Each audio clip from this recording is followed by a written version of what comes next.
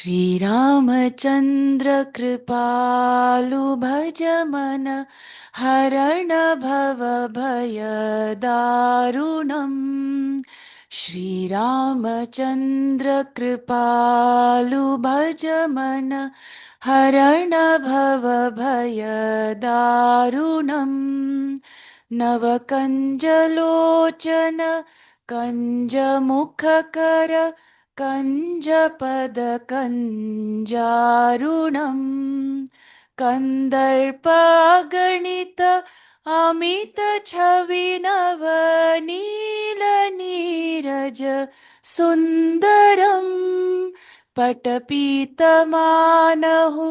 तडितरुचिशुचि नौमि जनकसुतावरम्। श्रीराम श्रीराम राम राम सिया राम। श्रीराम श्रीराम राम राम सिया राम। श्रीरामचन्द्र कृपालु भज मन हरण भव भय दारुणम्। श्रीरामचन्द्र कृपालु भज मन हरण भव भय दारुणम्। नवकञ्जलोचन कञ्जमुखकर कञ्जपदकञ्जारुणम्। पगणित अमितछविनवनीलनीरज सुन्दरम्। पटपीतमानहु तडितरुचिशुचि नौमि जनकसुतावरम्। Shriram Shriram Ram Ram Siya Ram. Shriram Shriram Ram Ram Siya Ram.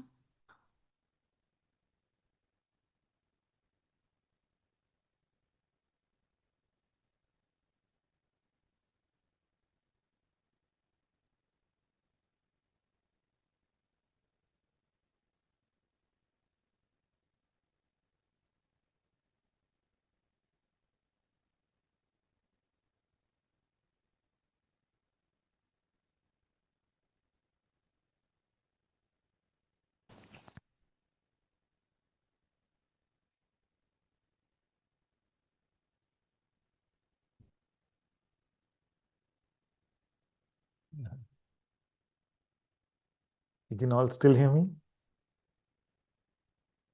I can see only a few of you, but going through.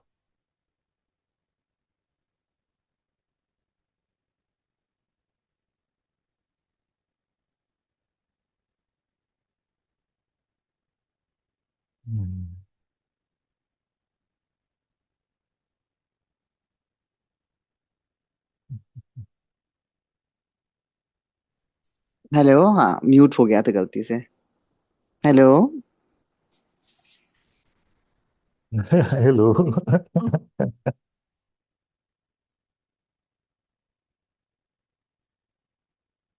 Are you saying something?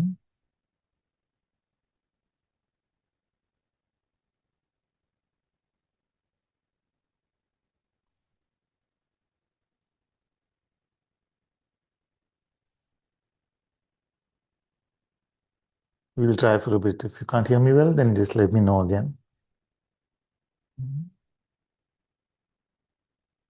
It's manageable for now. It's very good, Father. Okay.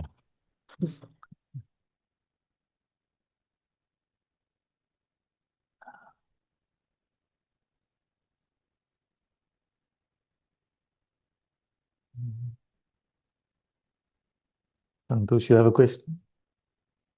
Okay.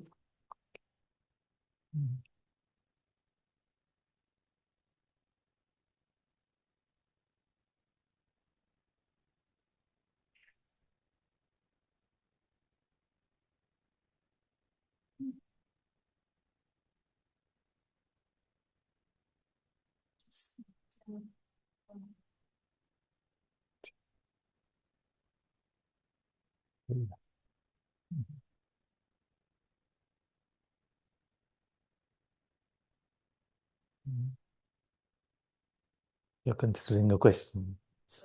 So she's considering which one.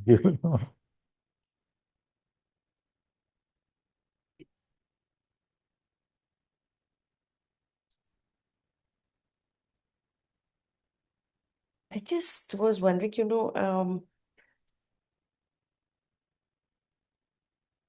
this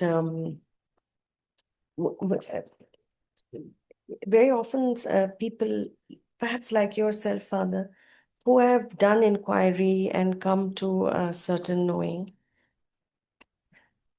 I wonder then what draws them into bhakti of a kind that is I see from out and I cannot understand.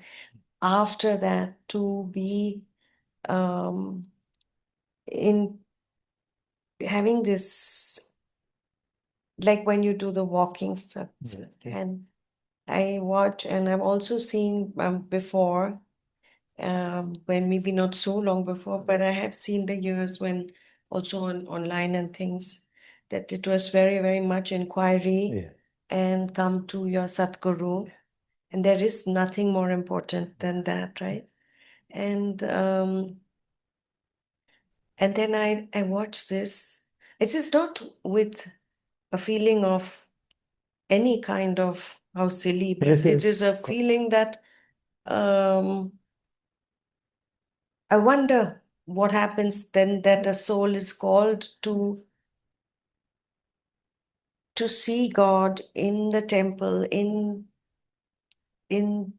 that so many different ways.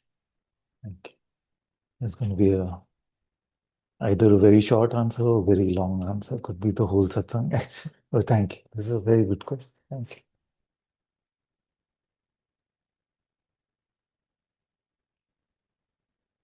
So let's first talk about the first part, which you said. We'll talk about what happened later as we go along. But let me use this opportunity to just look at the first part of what you said, which was that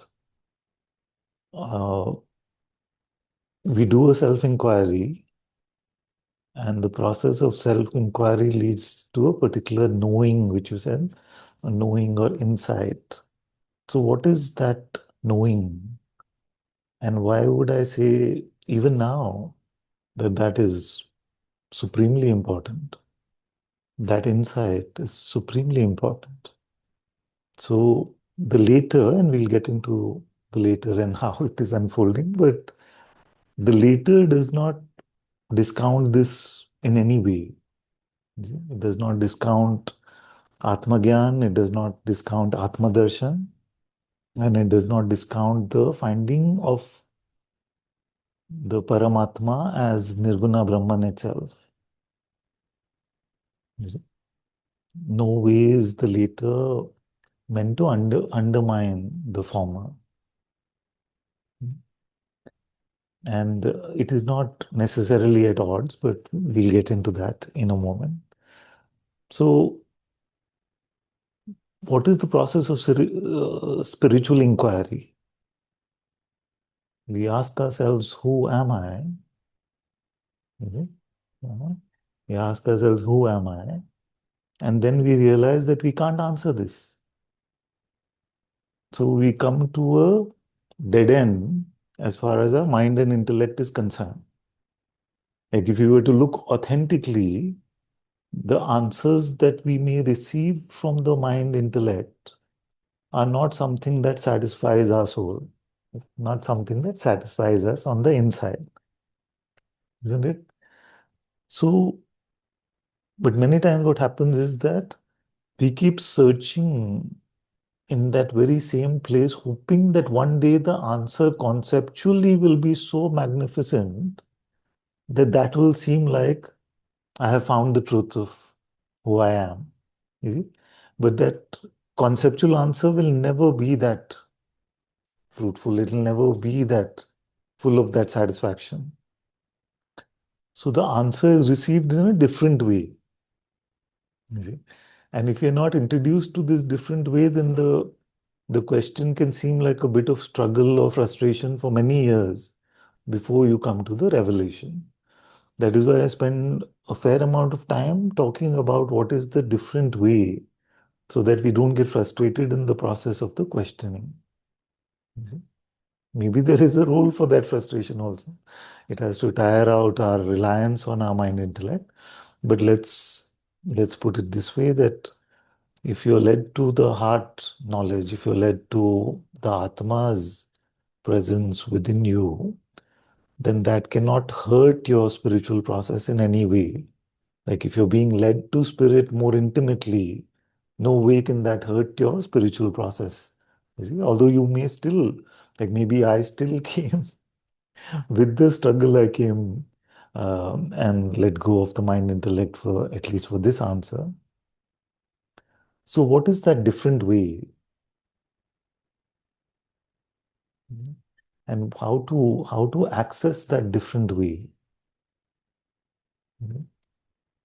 So, one clearly we've said is the answer from the mind. I am Nirguna Brahman. Enough? I am the pure awareness. Enough? You see, if it was satisfying in that way, we could end satsang and we could all go home full stomach, no? We could go home feeling satisfied and full stomach saying, I am Brahman itself. You see, and if you want it in Sanskrit or any other language, it still doesn't help. The Mahavakyas also just intellectually understood or conceptually understood don't fill our stomach, don't satisfy our inner longing for the truth. You see? So the path of conceptual answer doesn't work. Now suppose that you close your eyes, you asked, who am I? And you saw a fireworks display which is better than any fireworks display that you've ever seen inside you. Would that be a satisfactory answer for who is witnessing that? You see? So any perceptual experience also doesn't satisfy. It may excite us. It may make us feel like something is happening. So that may seem like progress, but it doesn't help us really answer the question whether it is fireworks or it's a dark, empty place. The question of who I am witnessing that is still not resolved in that experience. With me so far? So you may get a very high sounding concept, or you may get an experience which is very alive or full of excitement, or it may seem like everything uh, that could happen inside, like there could be lights, there could be chakras, there could be all this happening. And that can be very pleasurable, it can be very beautiful, sometimes very painful also. But uh, all that, as far as the question is concerned, is besides the point. As far as who I am is concerned, is besides the point. So, then what have the sages told us? And what, from my little experience, what can I share with you? The real point of the inquiry is to come to that stillness within ourselves, that silence within ourselves, where it seems that our antakana, our soul becomes one-pointed. Our inner faculties become one-pointed towards what we will call the heart.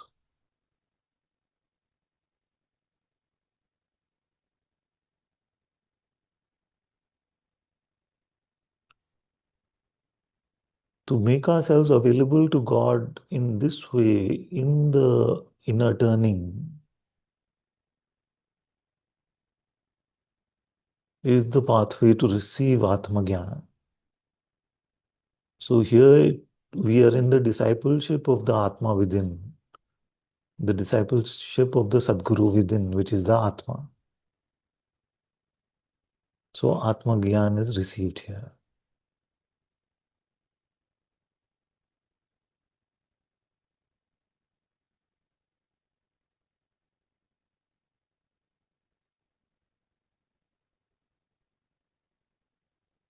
And it is true that as we continue to immerse ourselves in this Atma Gyan, and we don't necessarily need to touch on the various stages of how we may be pulled inward more and more, and which type of samadhi or prayer we call that. Let's not even get concerned about that today.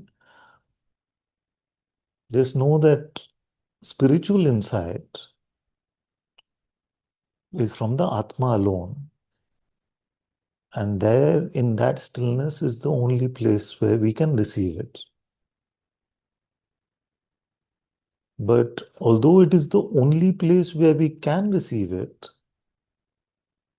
it doesn't mean that this guidance, the Atma's guidance, is only as far as the recognition of reality, the recognition of truths. It's not limited only to that. It provides us direction every step of the way, even towards that which we may call a outer life. And that is why Nanakji said that if you put everything, it is not going to work except if you are living in God's will. Hukum rajai chalna Nanak likhya naam. And the only way to access God's will is to get it from the Atma and the heart, is to let the presence move us. So let me just share a few words about the revelation, and then we can move towards the second part of the question. So the revelation that happens inwardly in that stillness when we are immersed in Atma Gyan, it's not just knowledge that we receive, it's a full transformation, it's an override of our entire operating system. All our conditioning is wiped clean, or most of our conditioning is wiped clean.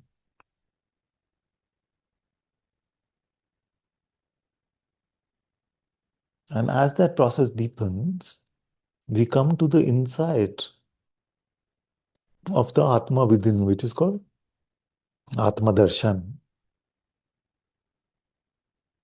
Now, this insight into the presence of being, the presence of God within our heart, is the most unique, quote unquote, experience that you can ever have. Because you can never fully grasp it. If you fully grasped it, it would be purely phenomenal. And yet it is not completely ungraspable nirguna, because then that would be unapproachable for most of us. So, but we are not able to box this experience. That is one aspect of it. The second aspect of it, once you come to Atma Darshan, you feel like, I always knew this. You see, it's not, I have found something new, eureka, eureka. It is like, how did I ever miss this? It has always been here. You see, and yet when you look back at your life, you realize you were searching for this. You see, so it is not a new discovery. You see that it was always there. How was it missed? You see, it's like when you lose something and it was always lying in front of your eyes. So I felt I was looking for this phone throughout the room. And then I just looked down and you're like, there's no way I could have missed this. It was right here. What's going on? So it seems very natural. And strangely, although it seems very natural, at least in my case, there was this like gnawing fear in the mind saying, I hope I don't lose this. You see, how can I hold on to it? And it was unfounded, of course, but that fear comes. I hope I don't lose it. So we are not able to box that experience in. It seems like Atma is always here. How did I miss the Atma? And thirdly, there may be some fear in that moment from the mind saying, now you better hold on, you cannot lose this. You finally came to something, although it was in your heart, you feel like it is always there. So all this crazy business can happen. But as you remain in your Atma Darshan, in the presence of, in God's presence within, then when it is His grace or her grace, she shows us the reality of the Saguna and the Nirguna, the boundless manifest and the boundless, beyond bound and boundless, unmanifest. And the revelation can be very astounding at some level. It may seem like you're drowning in bliss, you can't find any individuality, you cannot see a difference between your body and another body, at least for that moment. But again, at some level, it feels the most natural, the most natural to come to the revelation of yourself as the highest reality, as pure awareness itself.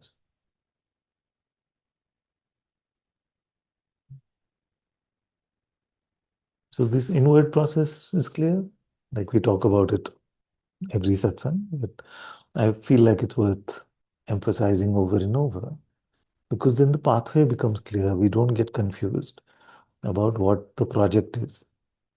So the project is to come to the Atma within, to get into the discipleship of the Atma alone,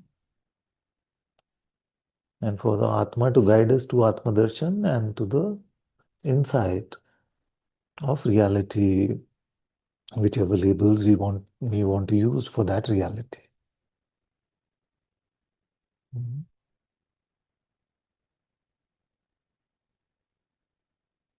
Now, it may sound like this is it. You saw that you are Brahman.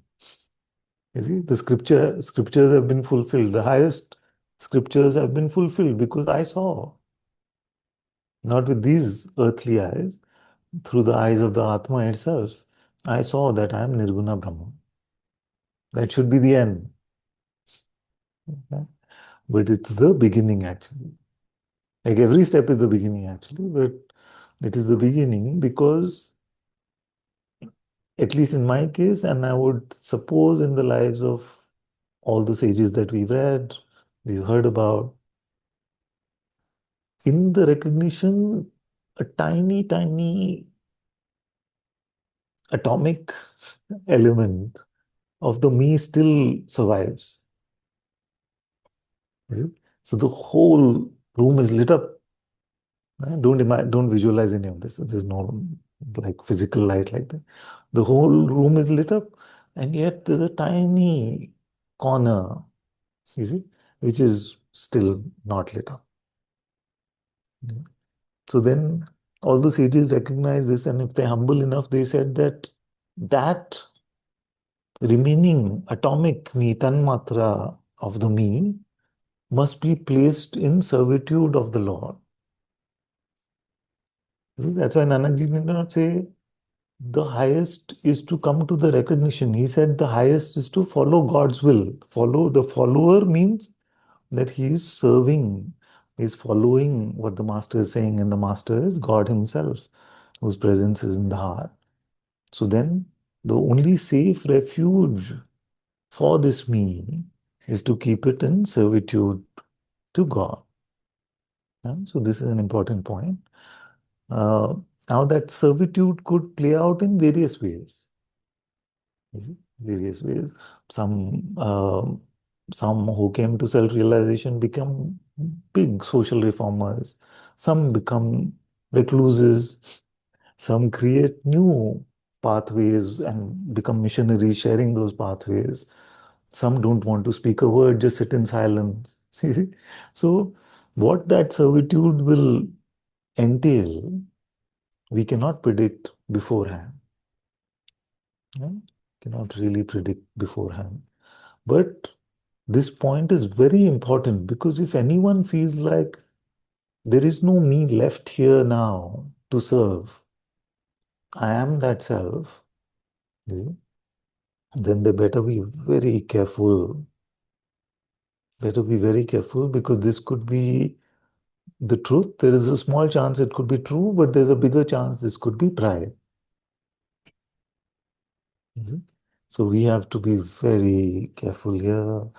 And the sage is realizing the danger at this particular point, and we know what can happen to spiritual teachers. We've seen our history in India, you see, and across the world, but we know what can happen. So at this point, one can come in service to the Lord, or one can start in pride, start serving that tiny little me which still got survived, you see, survived in this process.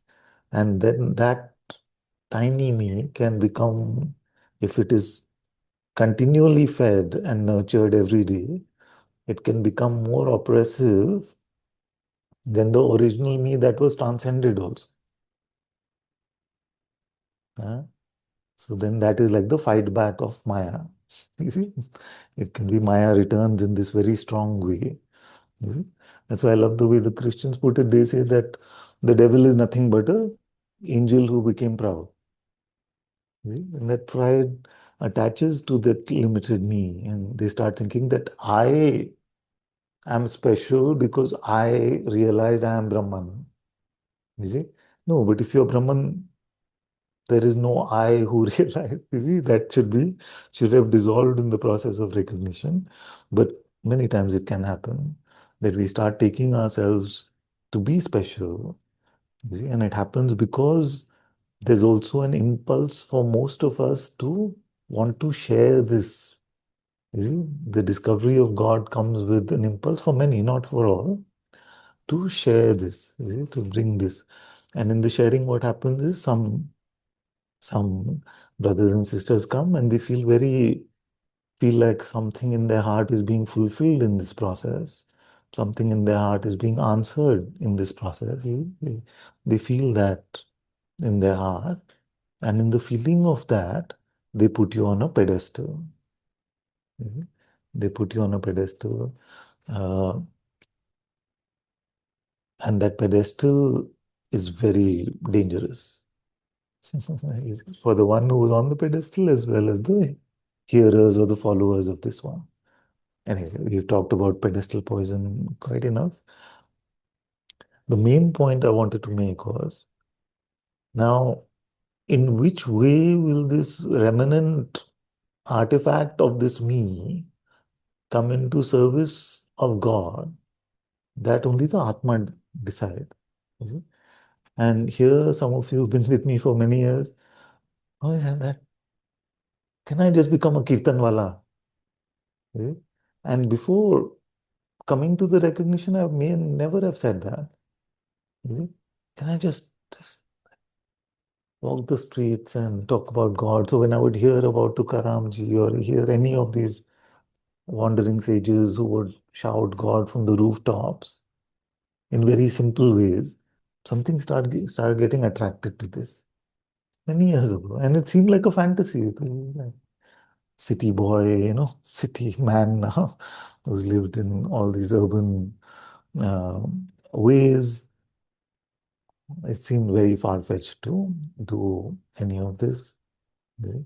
But as we surrender more and more, God also shows us the inner beats of how to move, how to flow. So in that very organic movement, the life, let's call it, without sounding foolish and arrogant, let's for a moment call it a post-recognition life. It moves to the beats of the heart, which we could not fathom. So somehow this intention kept getting stronger and stronger in the heart, bubbling up more and more, and it seemed more like just talking about another alternate universe or parallel lifetime, which may be next lifetime. I just want to come as a kirtanwala, or just, God had not given me any voice to sing. He's not given me any of that anyway. So I felt like nice fantasy, but our path is this.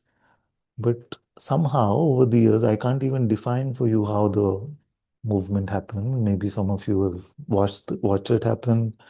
and maybe that's how you can define it more, that the deepening of his love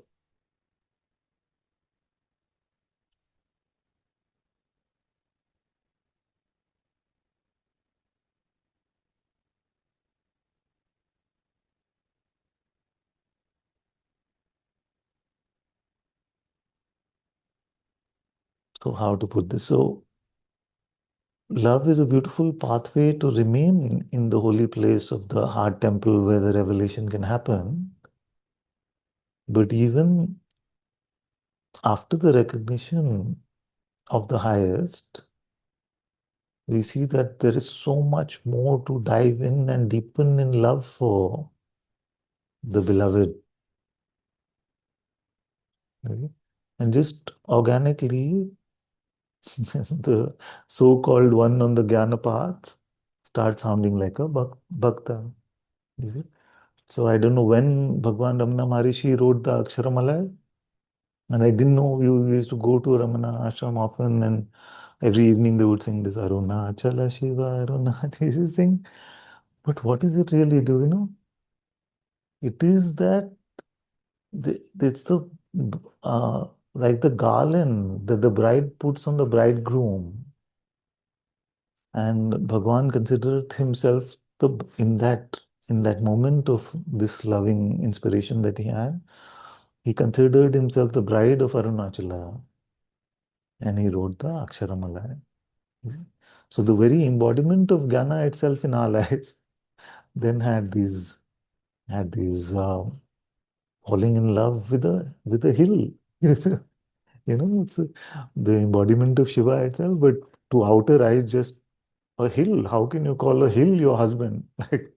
And you're a man, you're a conservative Indian traditional man. So, you see? So, so this aspect of it, this aspect of love, almost like a Rumi style love, which even Bhagwan Ramana Maharishi spoke about in this way, gets hidden for some way, maybe because of people who visited him later, or then maybe he realized that he was being moved to share in this way, emphasize on the self-inquiry. But we cannot look at his life as a life of no bhakti. In fact, it's supreme bhakti to be able to write like the Aksharamalaya for Arunachala itself, the bridal garden for him. So how did it move for him in this way? I'm sure he cannot say. But I would be suspicious of a realization which says that this is the finality of love. There is no higher or deeper love to come to.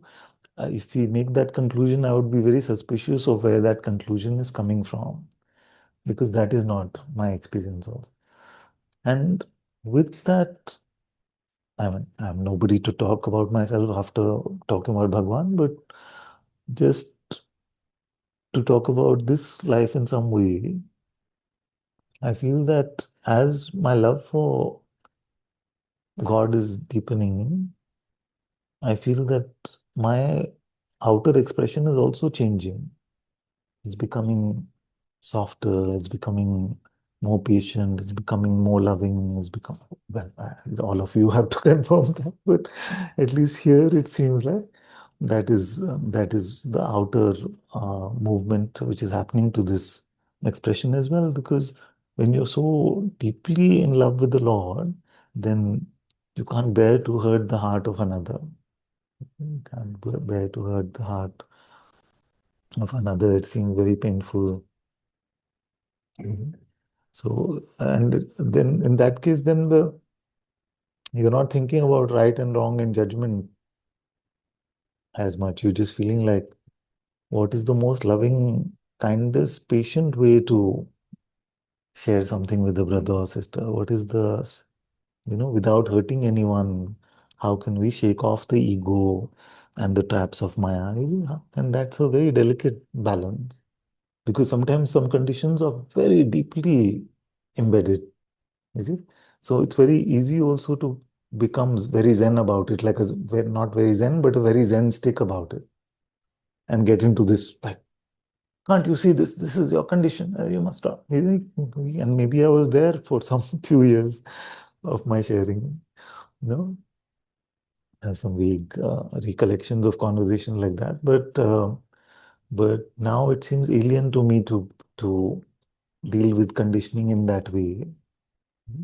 I feel like it can just be drowned in some love, and then the dissolution of that can seem easier. So when met in an environment of patience, care, and safety, then when something is pointed out, it seems easier to pluck it out. I feel, at least that's my current feeling about it. Seems easier to pluck out these very deeply embedded conditioning. And God has also reassured me along the path that this way, I've seen so many of you children transforming that I feel very reassured that I'm not getting deluded with some romanticism or something like that. So, so as this external movement or change has been happening, I feel also, like I remember saying that I wish I could just go on the streets and hug everyone on the street. What was the point of the hug? The point of the hug was just like, can I show them a love which is godly? You see? And I realized that it's not possible to go on the street and hug everyone. You'll probably be put in prison or something. But but somehow in this way, which is so traditional and yet uh, much needed, I feel that we can offer a moment of godliness to those who are even a little available. You can offer a moment of God. And this was not even conceptualized. As the movement was happening, like in God's ways, you are in it first, then you realize what's happening. You see, you've already jumped into the pool and you feel like, okay, now this is why he made me jump into the pool. And that is a faith which is very important. Because if you need to understand first, like, no, first you tell me why you're telling me to do this. Then we can never become disciples of the Atma. You have to say, okay. You see? So we just start there. Uh, like we had a first walk, we didn't carry Vitala, we didn't have Vitala's idol with us at that point. The second walk, I was just sitting. And like maybe it was like this. I mean, I don't know, remember where I was sitting. Like, let's take Vitala. Here, we are just sitting here. Let's just, where did that come from? How did that unfold? And now, by His grace, you get so used to Him inspiring us in this way. You see, because that made all the difference. So, step by step, He guides us. You see? Because probably we don't have the capacity to capture the whole picture at that point. You see, but the whole picture is available to Him. So He says, okay, now little this way, little right, little left. You see, He keeps directing our life in this way. And if you are vigilant to the nudges, if you're sensitive, loving in your heart, you will notice the nudges in your heart. You see? And then you will not need to get some tight ones from God. Like some, the Kabir ji said, Sukh mein simran jo kare to dukha ek ho. So those who are in His love, in His refuge, and keep following His will, there is no reason to suffer because suffering itself is a resistance to what is. You see? Resistance to what is called suffering. But if you're being nudged and you're allowing yourself to be nudged in this way, then events could be very strong seeming, but suffering becomes less and less, rarer and rarer. And many of you also experiencing that in your life. You're saying, with this very same event, a few years ago, I would have been in pieces, but now I feel all right. I feel all right, isn't it? So many of you are also growing in these ways. So how that outer expression will move in God's will, we can't really predict. You know?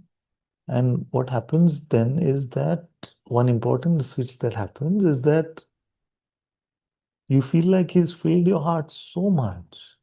You feel like he's filled you so much with love, with everything. You can't imagine. Like, worldly pleasure doesn't come close to how he fills us up within. So, for that, you just feel like, how can I lead a life which is pleasing to him? How can I lead a life which is pleasing to him? And you start, your inner heart compass starts getting so well tuned that you can feel him smiling. You see? So then our life becomes for him to smile in our heart. Our life just becomes for him to smile in our heart. And it doesn't matter like what is happening. Like, why walk on the streets? Will these people ever come to God? Did they ever, what will happen? It's not about that. I just know it's pleasing to God. You see?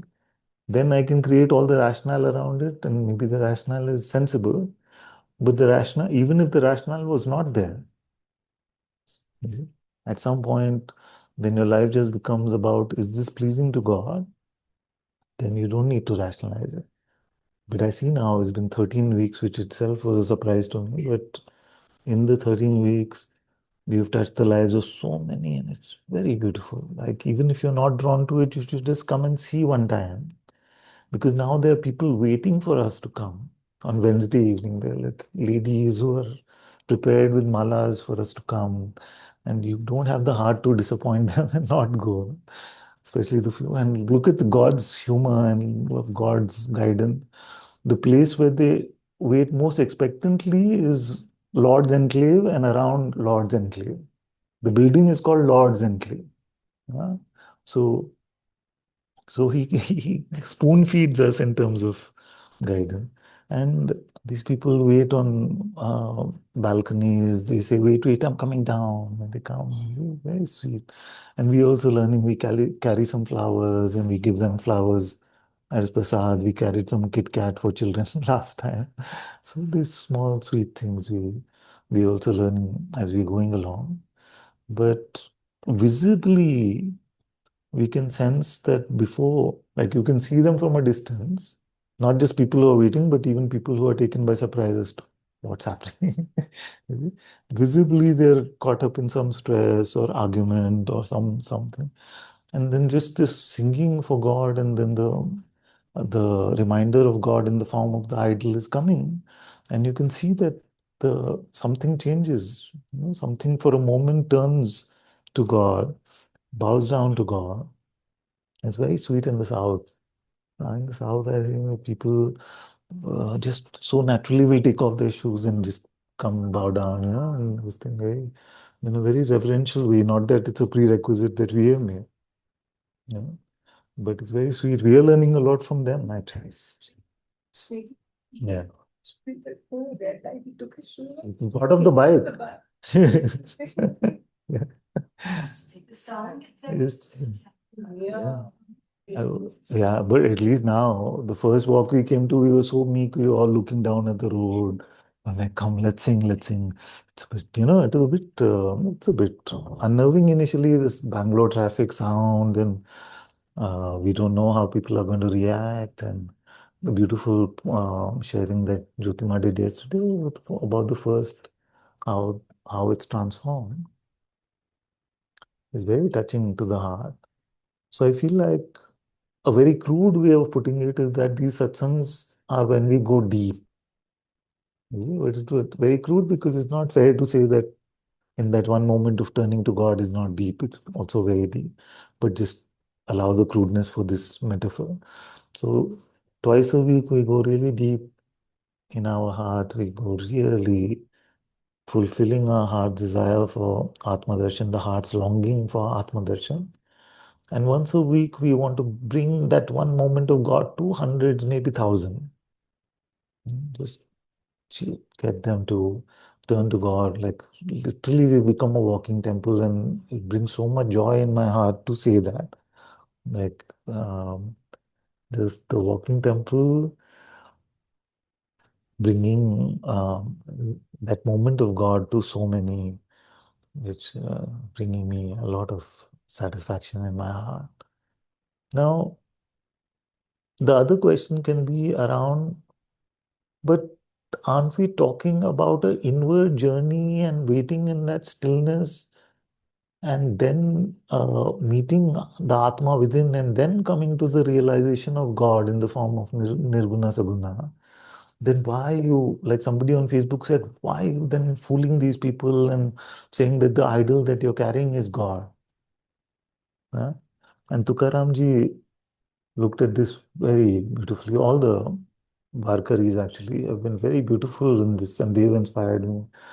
Godavrita visiting and sharing with us, and it was very inspirational also, where their whole path is that God knows.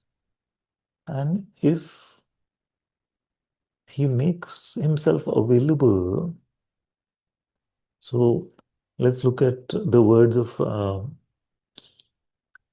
this beautiful Abhang Kannada, Raja Pandaricha. Kannada Raja Pandaricha. I don't know who wrote it, one of you may remember who wrote it, but beautiful it is. So it is, Kannada has many meanings firstly. One is because that Hampi connection of Vitala, he was taken to Hampi and gotten back. So some say it is because he's Kannadiga. So that is one Kannada. Then Kannada also means the dark one. So Vitala is the dark one. So it is like that. But like the one that attracts us the most is also Kannada means the unfathomable. The unfathomable Raja of Pandari, which is Vitala himself. Now the sage said, Nirakar tum nirgunishwar. They are not confused. They are not confused. He's saying Nirakar, which is formless, Nirgun, the attributeless, Ishwar, the Lord, the master of all of us, the Lord of all of us, the Lord of the universe. Nirakar tum Nirgun Ishwar. Then he says, Kasa Prakatala, Uba, Vite, help me with the word. Asavitivar. Kasa Prakatala, Asavitivar. Which means you are that formless, attributeless one. How have you done this? How have you made yourself apparent, made yourself appear in this way on top of a brick, waiting for a brick, waiting for the devotee on top of a brick? So these are not the words of somebody who's foolish. These are very high words. And then he goes on to explain that the Vedas don't capture your full essence. The highest scriptures don't capture your full essence. And yet, you are standing here waiting for me. And what is your love for us? How much do you love us? Like Saint Therese of Lisieux said, I feel like he loves me like I'm the only one who exists. You see? So the one who is beyond time loves all of us like we are the only ones who exist. You see? So God's love for us is in that way, that for one true-hearted devotee, he waited in this way. The whole night he waited on a brick, and then he continued to stay with them. So this bhav, this emotion is not the best word, but that's the closest we can get to in English. So this emotion, that the recognition of the formless, and yet the love, the ability to share love to him, her, in the form of whatever object our devotion may be attracted to. So, the bhakti which then becomes nirguna and saguna, bhakti which then becomes not forgetting, you see. So, and that's Tukaramji's path. So if you look, it is Abhang's. His bhakti doesn't let you settle on either. The minute you're settling on the nirguna, he goes to the saguna. The minute you're settling on the saguna, he goes to the nirguna. And that's very helpful because it keeps us also humble.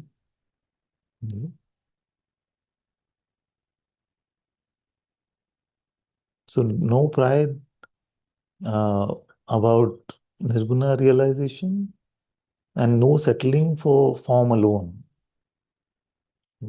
That is the path of the Varkaris, which is so beautiful. No pride in the recognition of the nirguna and no settling on just the guna.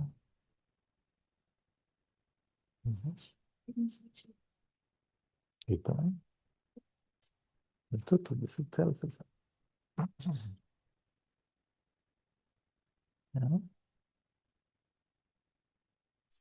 It just reminded me of Sri Ramakrishna Paramahansa, Father. Like I think somebody can correct me if I'm wrong, but he was very, very huge Kali Bhakt. But until his guru came, like his guru, and he had to take away the form from him to recognize the formless. But then once he still came back to the form of Kali. And then the guru learned the way Yeah. of Kali Bhakti Yeah. from Sri Ramakrishna Yeah. himself. Yeah. A beautiful story. Yeah. So the guru took him out of the limitation of only formless and introduced him to the nirguna. But then the guru must have had some pride about that my path is the highest. Then Sri Ramakrishna showed him so many wonders that happened through the love of Kali that he himself started to realize. So this Achinta Bheda Bheda path of Chaitanya Mahaprabhu is a beautiful path, which is unfathomable distinction and yet non-distinction. Unfathomable. You see? So there's a lot of depth in these traditional pathways. And the way to not meet the depth is to get stuck and say, but I am on the most direct path. I am on the highest path. So we can get stuck in those ideas. What is instead needed, as with everything, that's my whole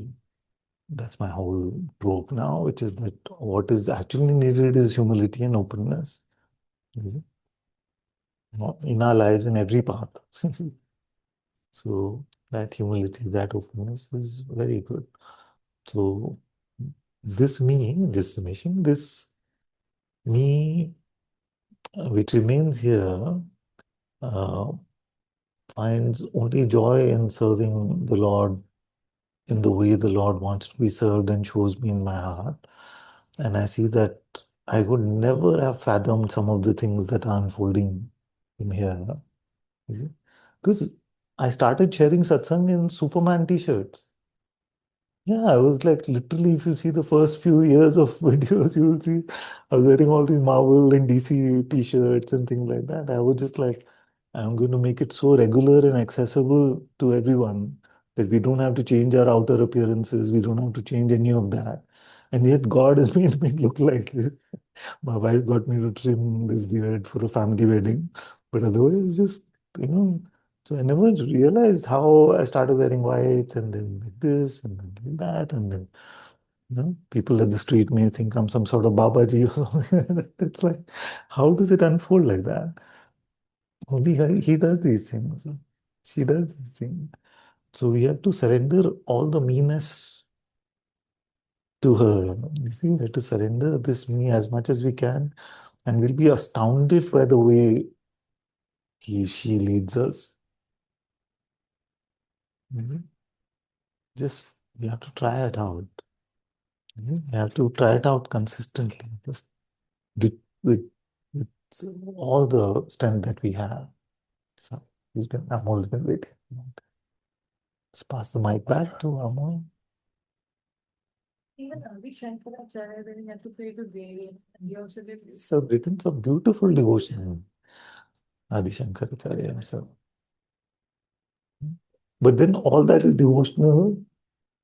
People say that, oh, we can't really attribute it to him because the style of writing is so different. Scholars will say it cannot be the same one who wrote the commentary on the what is it, Mandukya? So all the scriptures, of course, but one of the Upanishads which Gaudapadya did Mandukya or he? Anyway, yes. Father, uh, I always have the feeling that whenever you talk, right, let's say you just now said that the tiny me is serving God, and that's how you're serving. But for me, I feel that it's a sequential stage I will get at some point of time, and that's when I'll start serving the God.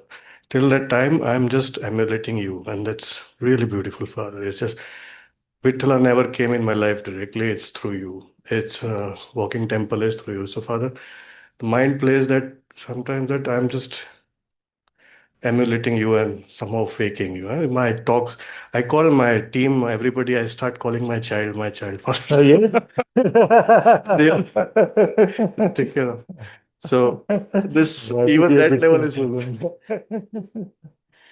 So, uh, It's I mean, again, it's good. like playing, are you faking it again and again? And so, Father, then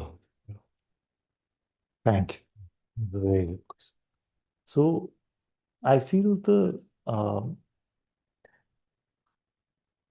Tukaram ji say Sant Sang Dehi Sada?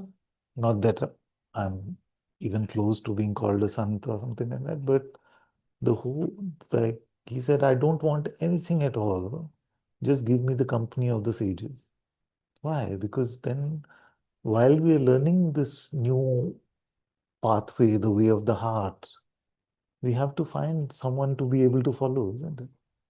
So we must not allow the mind to bully us in this way and say that, am I just faking it? The whole point is the emulation. Emulation is a much better word. Like there's a beautiful book called The Imitation of Christ. The imitation can be in how it was used then and how it is used now can be confusing. So maybe emulation is a better word in today's world. The emulation of Christ. So if there is something holy in this one, then that is worth emulating. Yeah, that is worth. So don't put yourself down in that way. The job of a spiritual teacher is to provide that direction.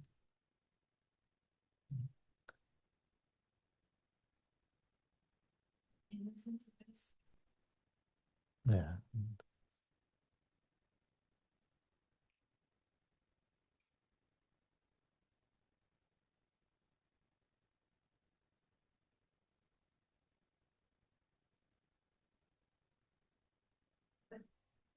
Yes. My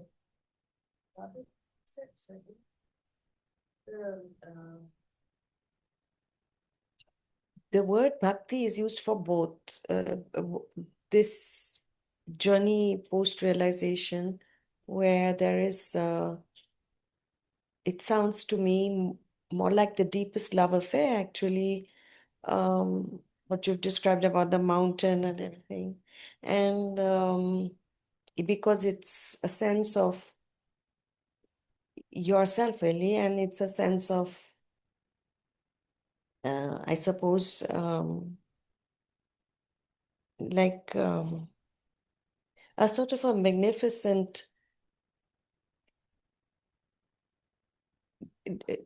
oneness of manifested and unmanifested. But so that in a way that has the same word as bhakti, for even then the person who's starts his life is told that God is outside in a murti or a temple. Yes. Then he'll ring bells, he'll ask for things and all that. So that's also called bhakti. Yes. It's the same word, but it's so different, no, so different.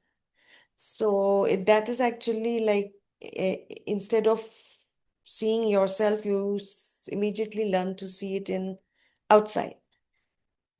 And yeah, so it just seems to me like the word is not. That's why words are limited, also, right? We may use the same word, but it's not the same at all. I mean, it's so different. The sages have the way of putting things very succinctly. and then you spend your life discovering the meaning of what they said. So then Bhagwan said, oh, the Jnana will become a Bhakta will become a Jnana. So don't differentiate. So simply, no? But when you live through that, you see that you're discovering the words and living through that. You know? So now suppose that you don't have a temperament, like many of you may not have a temperament to sit in inquiry. Yeah? You may not want to sit, who am I? You may find it too dull, you may find it pointless, you may find no love in that, you may find many reasons to not. You see? Now, is God unavailable for you? Cannot be, cannot be. The whole purpose of our existence is to meet God's presence in our heart. You see? So, so then in bhakti, in jnana, both have many, many, many pathways. But let's take a very simple pathway, or at least sounds very simple pathway, which is to take God's name. Many of the bhakti paths will converge on this point, which is that your constant endeavor should be in constantly taking God's name, isn't it? So, Nirantar Naam Japa. So then what happens? We fill ourselves with Ram, Ram, Ram, Ram, Ram, Ram, Ram. See what happened? The same longing, the longing for the jnani is to discover the truth about who they are. The longing for the jnani is like, I can't live a lie anymore. I want to know the truth, but everything in the world seems so paper, so thermocol. You see, what is the point? You start asking, what is the point of this? This is going to die. What is the point of this? This body is going to die. What is the point of this? So a jnani gets this, like, I want the truth. You know, you're gasping for the truth, like you're drowning and you need oxygen. So that is the life of jnana. After taking God's name sincerely, love, with as much love as possible, you start gasping for the Lord in the same way. And darshan do, Ghanshyam is just gasping to have his darshan. You're gasping to meet him. You don't know how that meeting will be, what the texture of that meeting will be. Now, us who does not have the capacity to produce his darshan, in a way, or at least the faculties that we are using in our insides, you see, the mind, the intellect, the emotion, the imagination, the memory, all of these things don't have the capacity to produce or Radharani or Krishna or Jesus or whichever way, Allah, whichever name of God appeals to you, does not have the capacity. But it brings us to that same stillness. Now, I would love to say, as long as the longing is there, we will be brought to that stillness. But even I cannot draw that cause and effect relationship. I don't know on what basis we are drawn into that stillness. You see? But on some, which only the Atma knows, how we are drawn into the inside. You see? So the Bhakta is drawn into the same place where the darshan is possible. You see?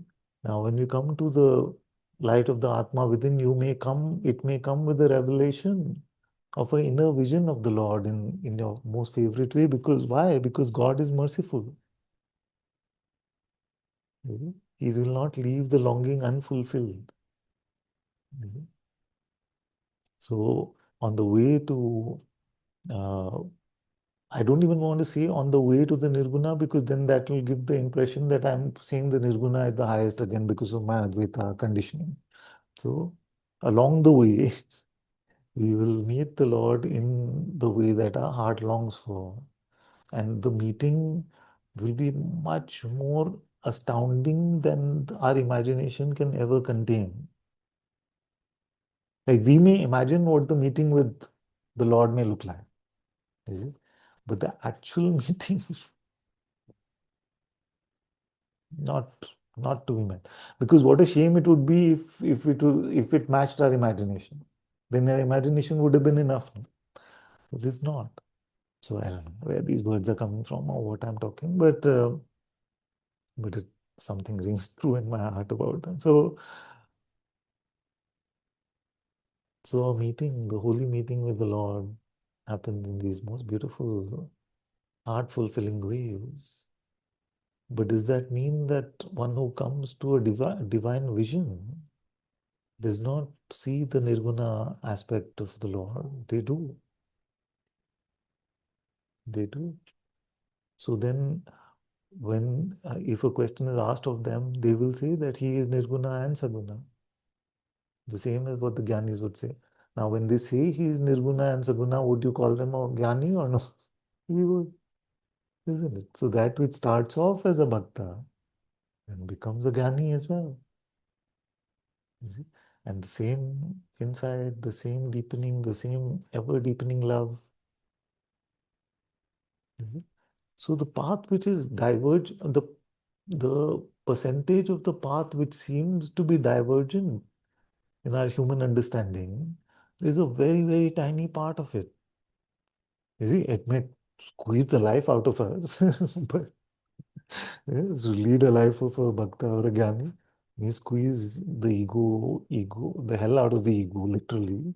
So, but as like not one step into the supernatural can we take with our own agency, isn't it?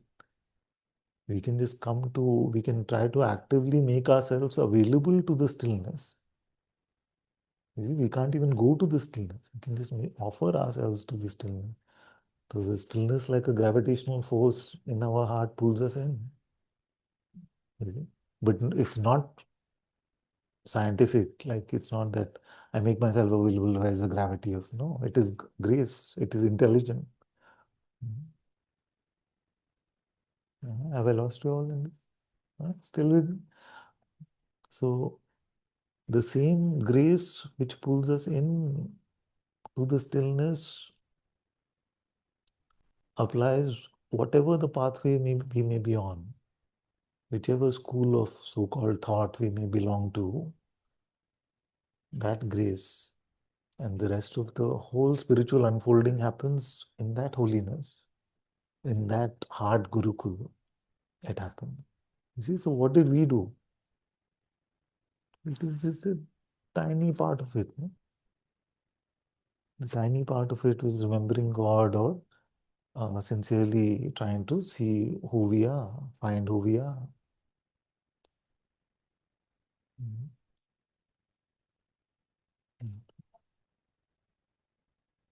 One thing I understand in this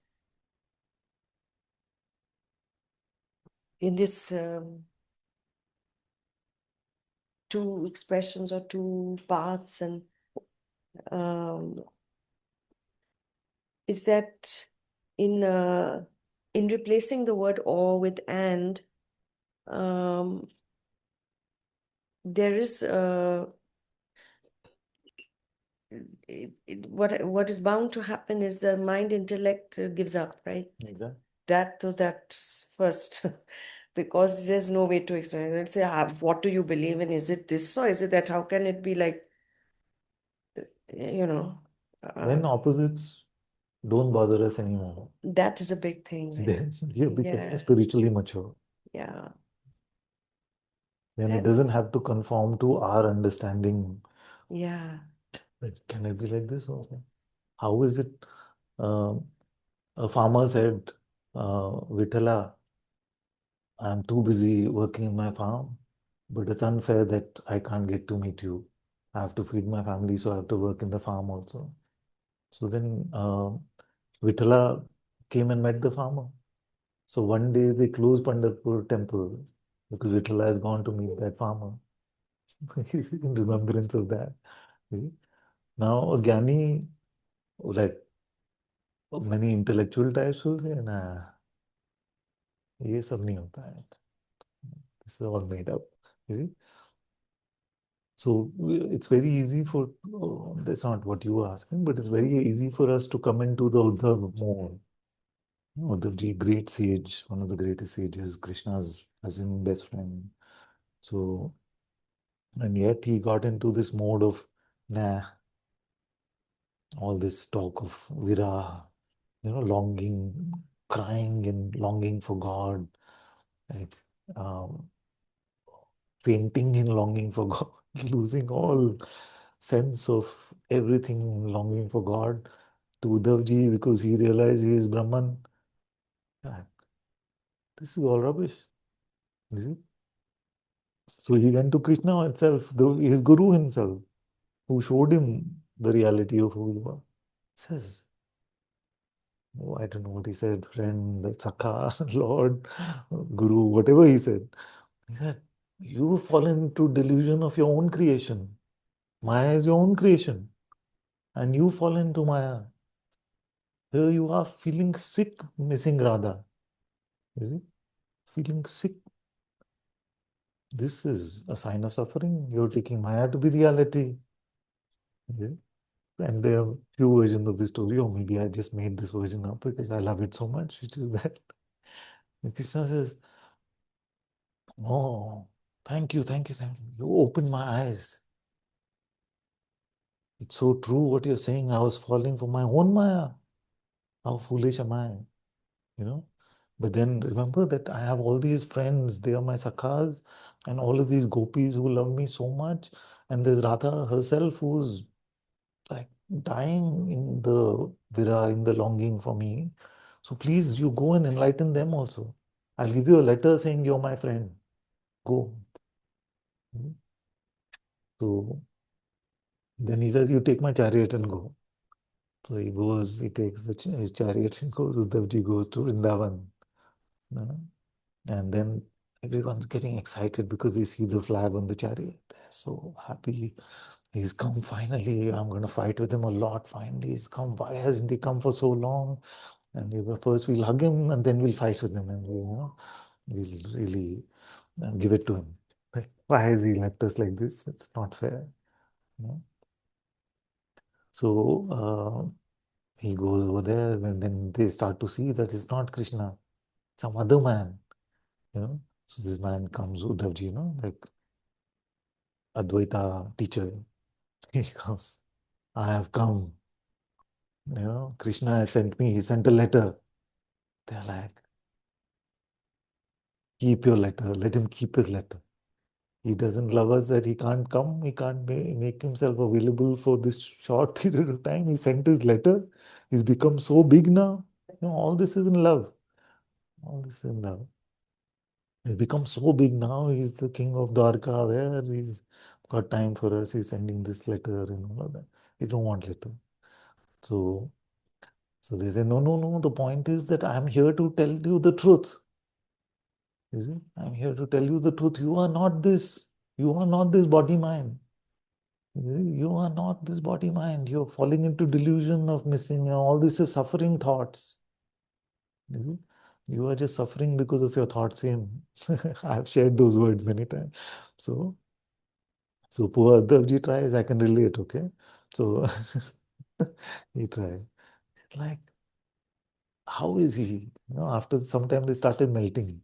They're not interested in his talk of Brahman. And how is he? Tell us, how does he live his life? What are his days like? Tell us something. What does he eat? What is? They were like, no, no, but that's all Maya. Please, please, just tell us, tell us, what is, what does he wear? What is his day like? Because we had seen him as a young boy. So tell us what. And the Jew is like, no, no, actually, I'm here to meet Radharani.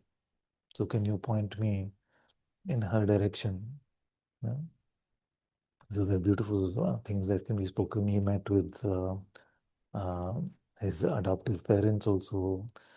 But to cut a long story short, he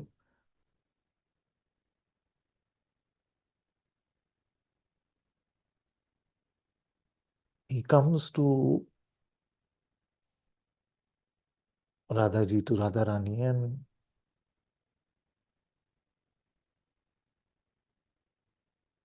he can't handle the intensity of the love.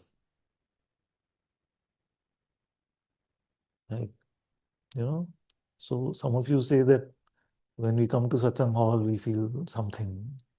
But imagine that multiplied by a gazillion. you know, just like he comes in her range and he's shell shocked. He's like, whoa. And he's a Mahagani already. This is already Brahmagyan. He comes in her radius and he is out. He's just like, so all intentions of freeing her from Maya are out the window. Okay. He's like, he's, oh, I've never felt anything like this before. What is happening? Okay. So then he comes close, and by the time he comes close, he's already melted. He's already melting. And he doesn't know what to speak. So maybe he had rehearsed it or he had the letter or something like that. So he says, I'm here to tell you that you are stuck in Maya and your beloved Krishna also was stuck in that Maya. I freed him from it. So he sent me to you to free you from it. So she's like, okay, what do you want to say? Like, no, the reality is not this form, it is nirguna reality. All this is just appearance. I'm making fun of myself at this point. Okay, so all of this is just appearance. And she's just like, what else you got, you know? Do you have something else? And then Bhaiji actually puts this point very well. So he says that when this meeting happened, Radharani tells him, Uddhav, your seeing is incomplete. Imagine telling a Brahmagyani. Radharani tells him, your seeing is incomplete. Because in your heart, he is not playing his beautiful games. He is not playing the love games in your heart. The sweetness of the joy of that love, you don't know. So your seeing is incomplete. Tumre naina adhure. Bhaiji composed this. One day I should learn this. But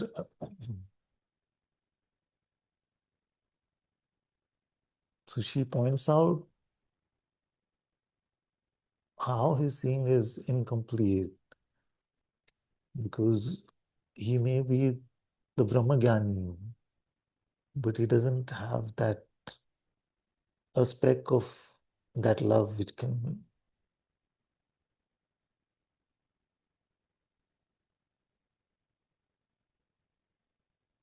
Anyway, so Uddhavji then realized that he's met something that he cannot fathom.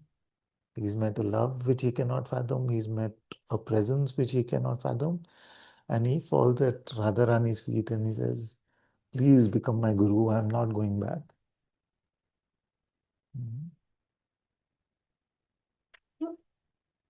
Please, you become my guru. I came here to teach you.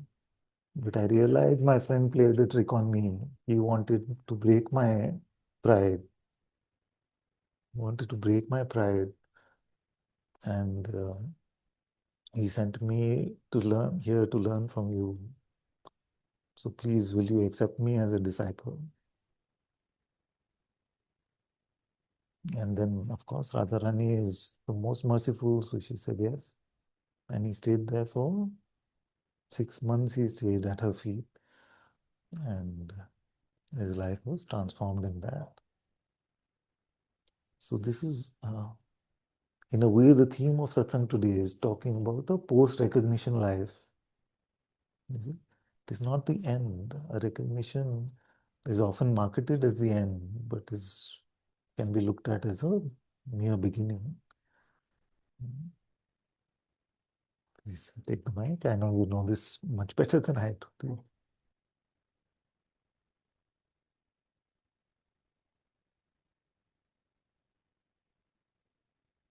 Heard that after Uddhavji left, after Krishna left his body, the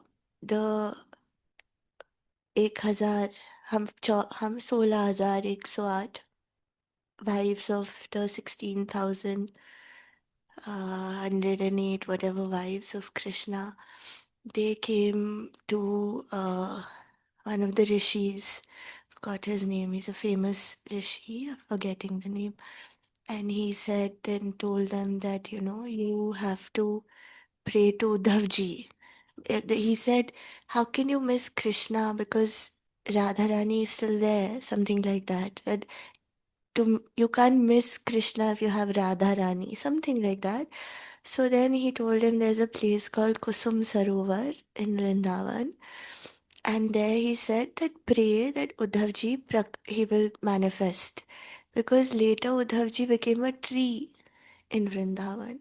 He just wanted to be a tree. He wanted to be not, he didn't want to be, he wanted to be the dust of that place, Vrindavan. And so they invoked him and he came and they asked him for the life of Radha Krishna.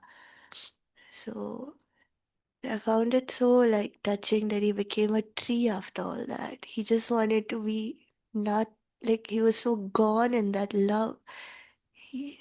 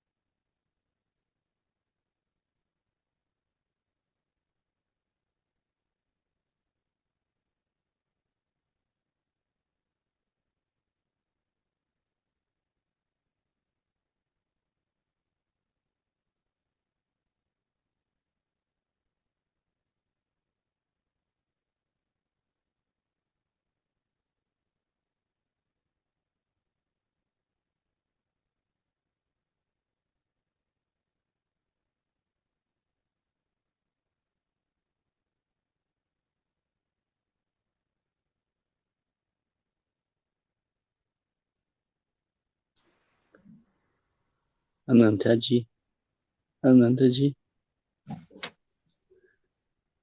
may I just reflect something, just in shortly. Thank you, thank you, thank you, thank you, thank you, thank you so much. I just feel to say, as you know, still, I'm still in the trouble with this situation, but it is, I'm learning a lot and going through different states. It's all good. No problem. But I'm just blessed to be here with you today and just to feel, as you shared now, the whole thing I heard is just love is unendingly to be discovered. And I only hear this in all what you say, and so it is just humbling, naturally humbling and embracing at the same time, because I'm struggling facing somebody who doesn't want to share, and it's okay. I have to learn that also, very much. And but then I'm very happy to be in the space where this unending broad, wide expanse is shared and contemplated, and I know this is the only thing we are here for, and it helps me in the pain. I am by moments in to be pulled in the dark space, in the suffering space, and to be to struggle with finding. I didn't find until now. Is there any way to counter fear? That is, because fear is really the ghost, the shadow ghost of love, Yeah, and absolutely. uh, I'm just puzzled. I'm just helpless. But Yes. it's fine too. It's fine too, and that's why I'm also receptive to this unfathomable immensity of love. I'm just how can we trust this? Just only trust this, and this is faith. This is faith. It's just trusting the nature of reality as love. And thank you. I just felt it came. I didn't Okay. plan to talk. I just came right now. Thank you. Thank you. Yeah. Thank you. And I bless your initiative of this sharing you are having on the streets. It's so so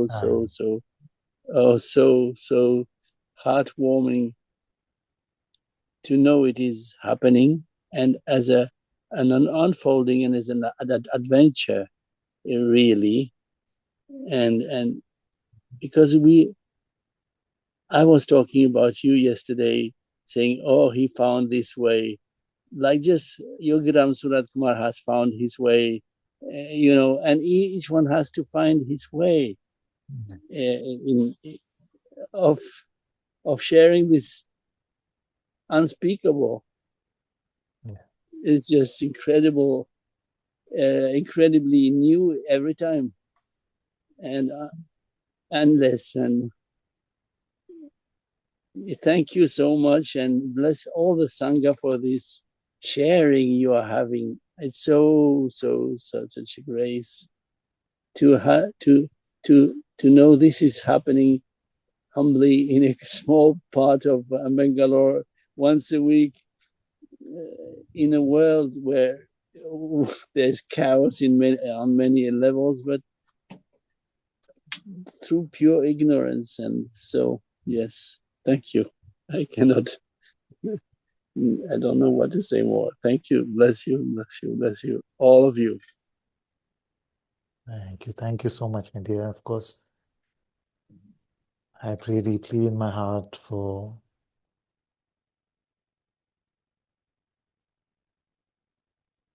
God's grace, His mercy, His compassion to be brought to your situation.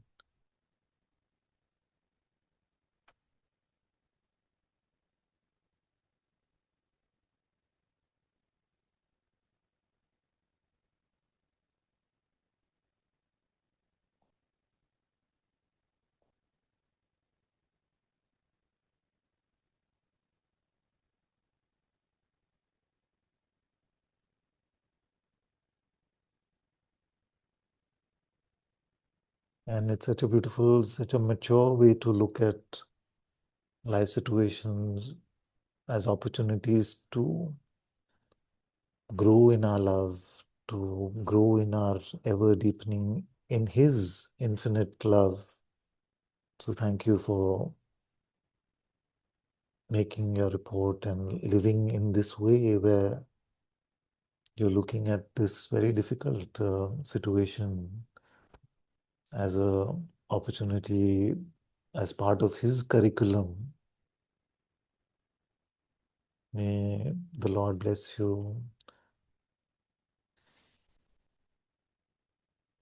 May it heal all that needs to be healed.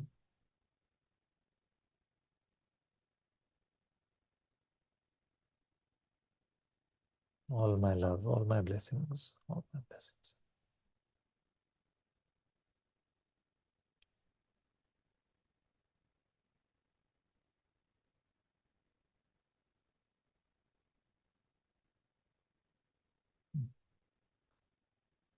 So on the second part of what you said, yes, walking temple, we've talked about quite a bit, which is uncharacteristic of so-called Jnana Marg teachers. And second is that India is having a bit of a moment at the moment, and some activism seems to be arising from here also. And some of you may also be wondering about, but why is he getting into politics? And it's not politics. I just feel like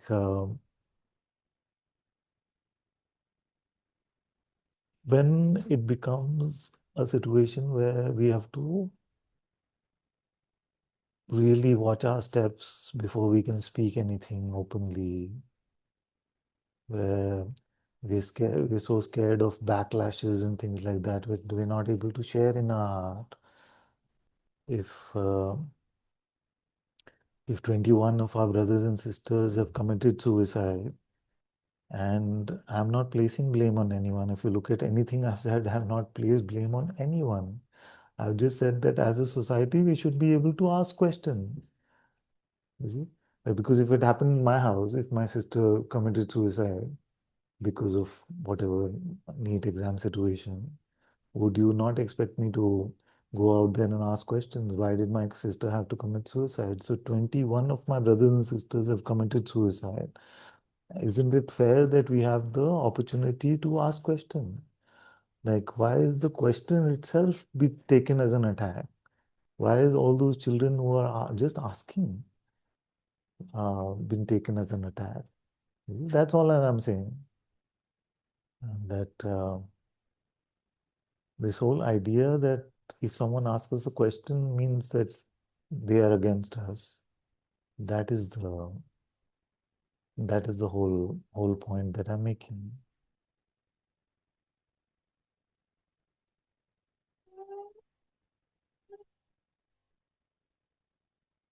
It's also good to immerse ourselves. Like we can be in a cocoon. I can be in a cocoon surrounded by the love of the Sangha. And I can be sitting on a pedestal while I get into controversial things or troublesome things. But it's good to get a sense. It's good to get a sense of not being in isolation, but get a taste of what the world is like, where friends can attack you and put you into categories based on just you're saying, but why shouldn't we be able to ask those who we have elected into power, just ask them a few questions?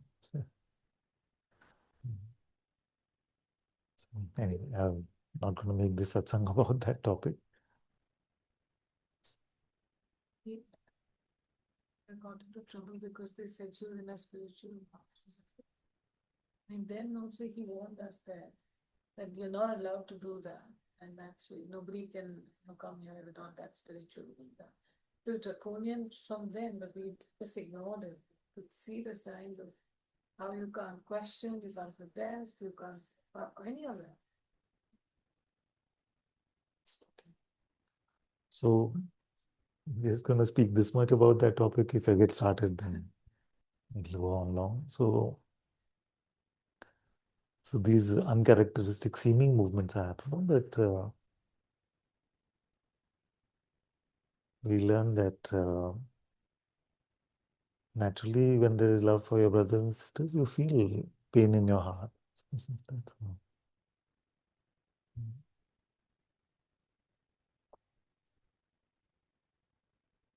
Let's go to Satyam.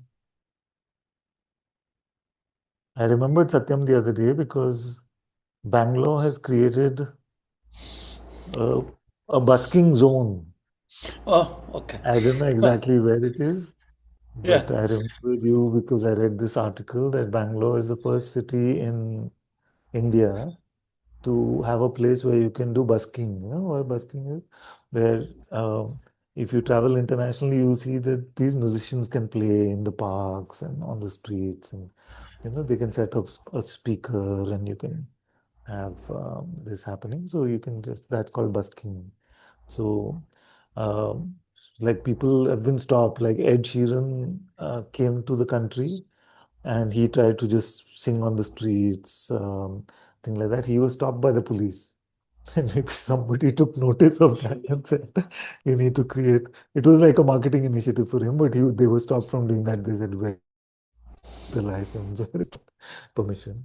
So now apparently we can find out where it is, that there's a busking zone where musicians can come and they can play their songs, and the audiences can go and enjoy all of this music, and they can help out in small ways by making contributions. But there's no ticket. You don't have to. It's like a nice environment, and supports musicians with their livelihood in this simple way. I feel it's a sweet thing. So I remembered Satyam when he had come. Yeah. You were about busking happening in Bangalore, and I said, we don't know what that is also. So Hello, very hello, nice. Father. Hello. Can you, I was where your residence is. I was living nearby there, Yes. and then I was busking in a nukkar there, Yes. and then the whole crowd gathered. It was a very beautiful response from people. They enjoyed it. I enjoyed it. Very, very. Yeah. Father, I have no words really for your presence. It's touching me so deeply that it expresses itself in form of tears, and the Nam is uh, there's an insight of that all is God's grace, that kind of insight is happening in the heart also.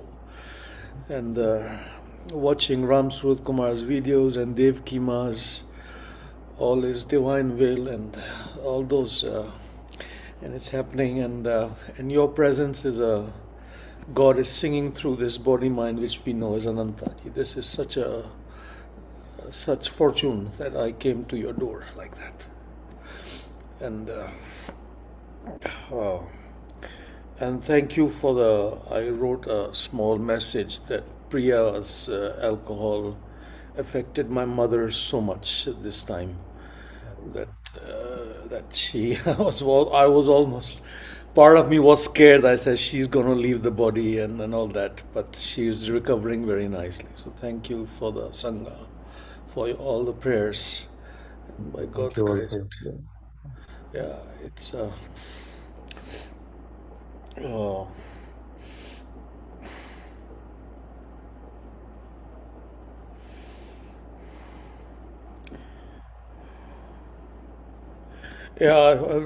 There was much to say, but now I just. I'm wanting your blessing that this love affair, you have already blessed it, but that it keeps deepening here, and may I, the deceiver, and if it's okay, I might, I want wish to come to you, to be in your presence physically, if it's fine for you, to to Very fine for me. More than fine. to Bangalore and Very, do some very busking well. maybe, and Very join well. your Wednesday Lord's Yes, yes, Enclave we would love that. We would love that.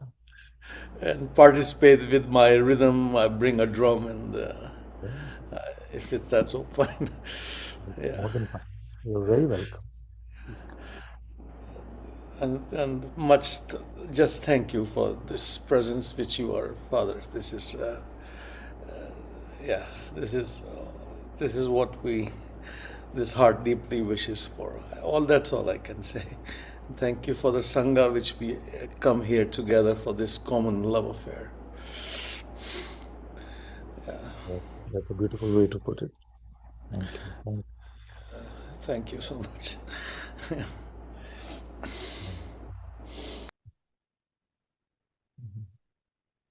Okay, let's go to Samia.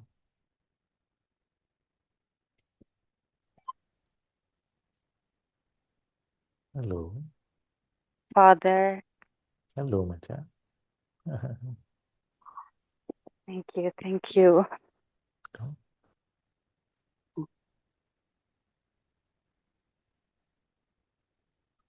First, may I please just stay in your presence and in silence, Father, a little bit? Yeah, yeah.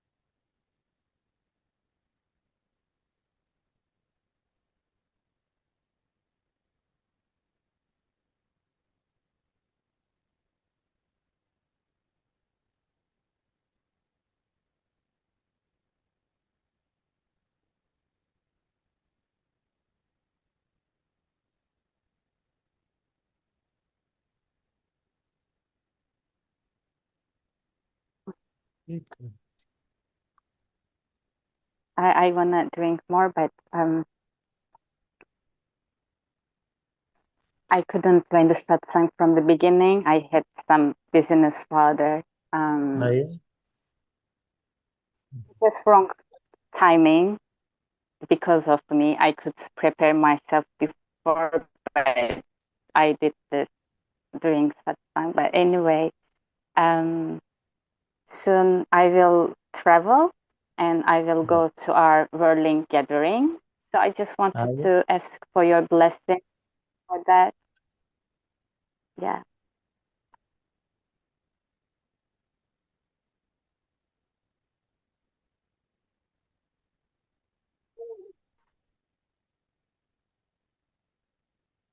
Oh, full blessings. Thank you. Specifically, yeah, I just wanted to have your blessings before I go because I had still some fears and bad taste about past, but yeah, I just wanted to trust God and leave all the past and what happened, like all the memories, everything, and yeah, just want to be there freshly. Very good. Yes. Yeah, but please bless my journey to Father. Thank you. Love you. I love you. Bless you so much.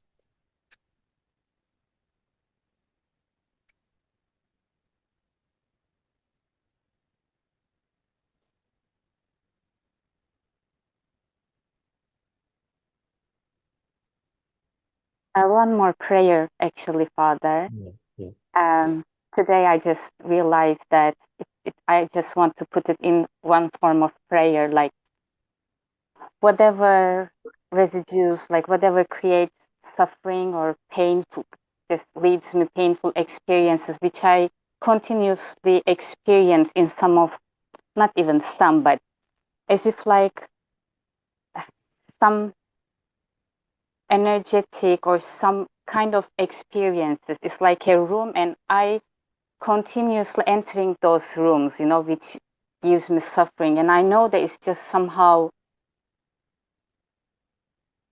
I don't want to say because of me, sorry, I'm not able to put it into words now, but yeah, I'm continuously entering some kind of room again and again. So I just want to ask God, whatever I realize or not realize, just may you please close that door for me and just let me experience like higher realms of even being in the world, just higher and lighter and most beautiful. Yeah.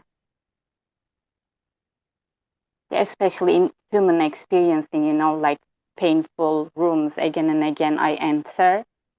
So I ask for you to close them.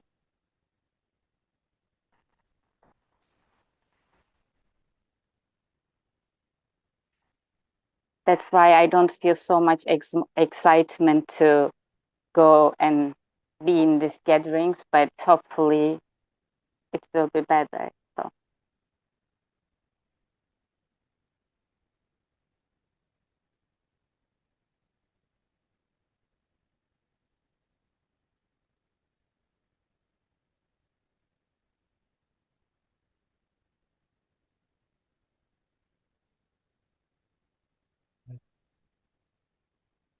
Thank you. And may I ask a question, Father? Yes, yes.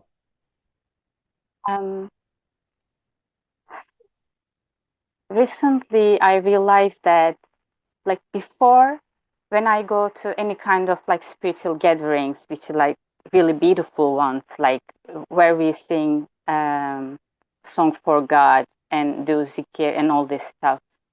Maybe because it was new for me, I don't know. This is what I want to ask. Before I went there, I was feeling so much joy, you know. I was feeling so much enthusiasm and excitement even going there.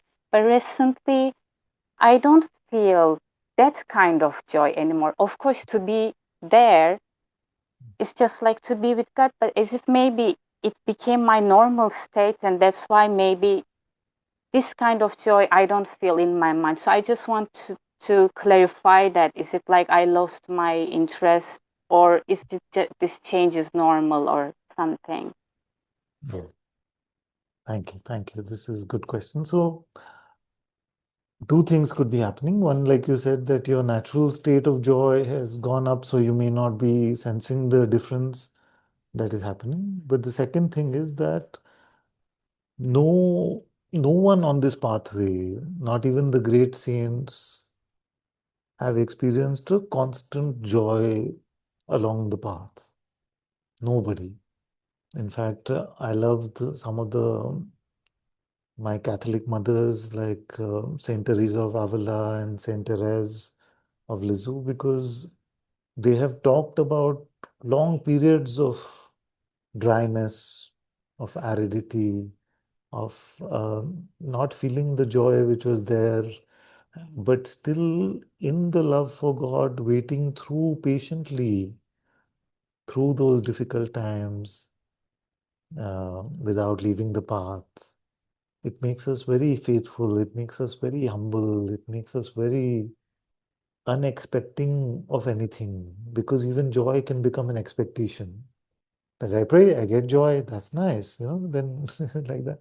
So suppose if you pray just for God and for nothing else, not even joy, and you don't receive. So in a way, our patience, our faith, our love for Him is tested in these ways by periods of dryness. And it's very common for it to happen. It happens for everyone. My joy in my prayer is not the same every day. There can be some days where it's just a quietness and there's no joy.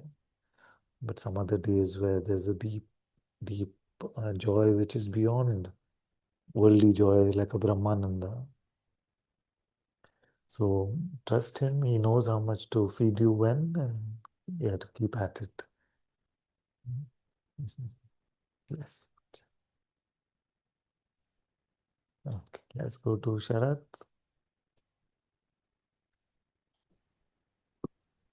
Okay, Father.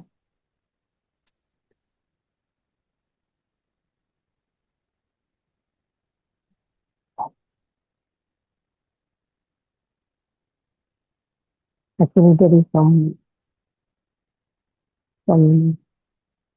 thoughts related to fear of death or something like that happening. Not now, when I am at I your can't hear place. you so well, my dear. Some thoughts related to?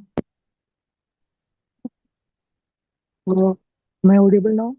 When you keep it closer like that, it's better, a little better.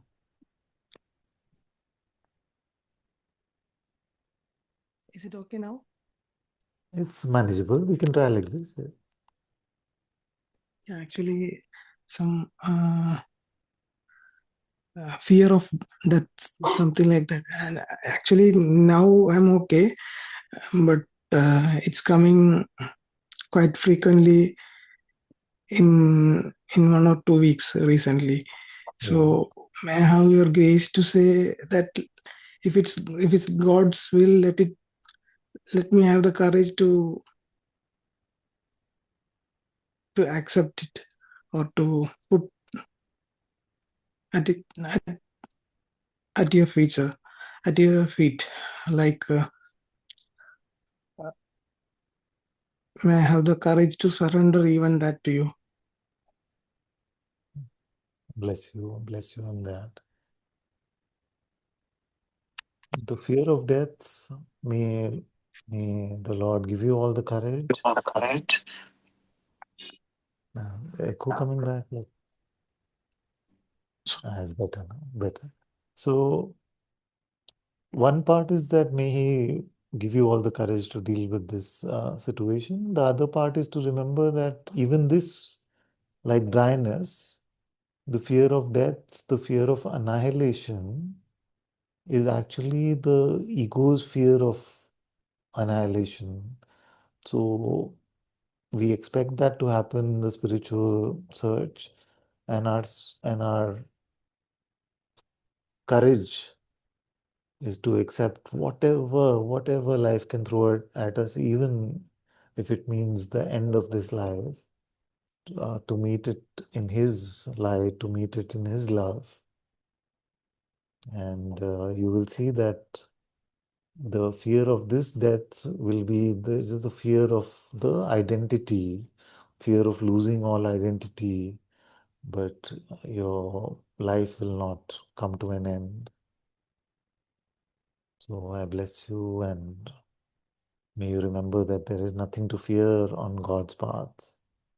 And yet the fear will show up as a sensation of fear, but don't fear the sensation of fear.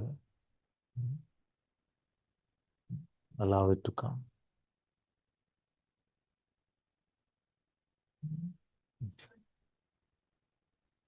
Yes. Yes. You want? So, from a few weeks, Father, maybe 2 months or so, every Thursday I do Kali Puja. Yes. So, last week I missed because we were traveling to Tiruvannamalai. So, this week what happened, my health was not so good. So, I thought, uh, like I won't be able to sit for puja and things like that. So, I was just thinking what to do.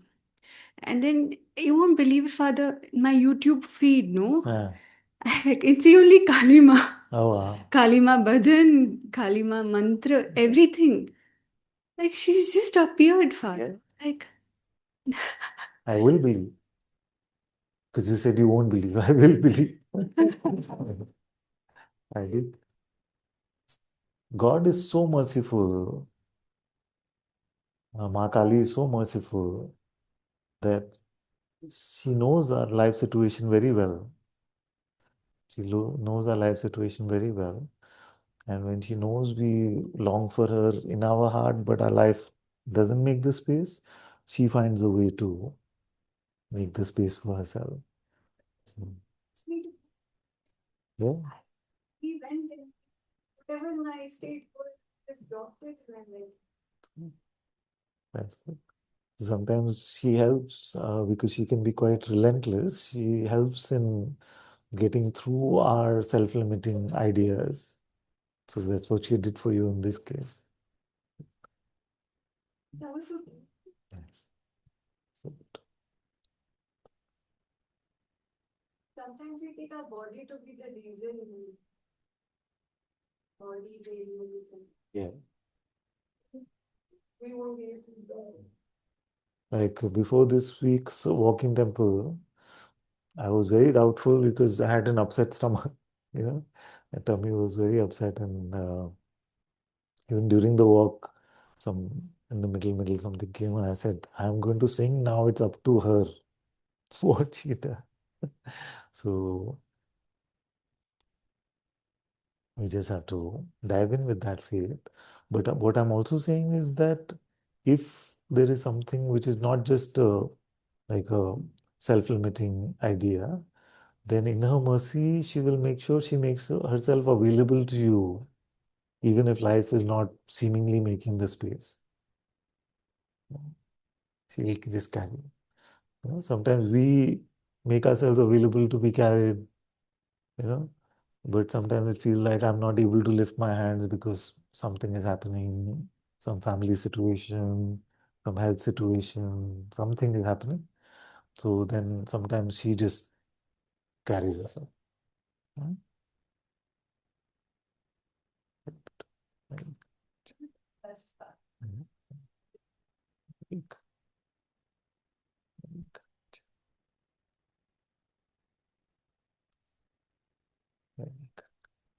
So in our life becomes so beautiful that we are able to accept all this adversity, and yet we learn also to expect miracles.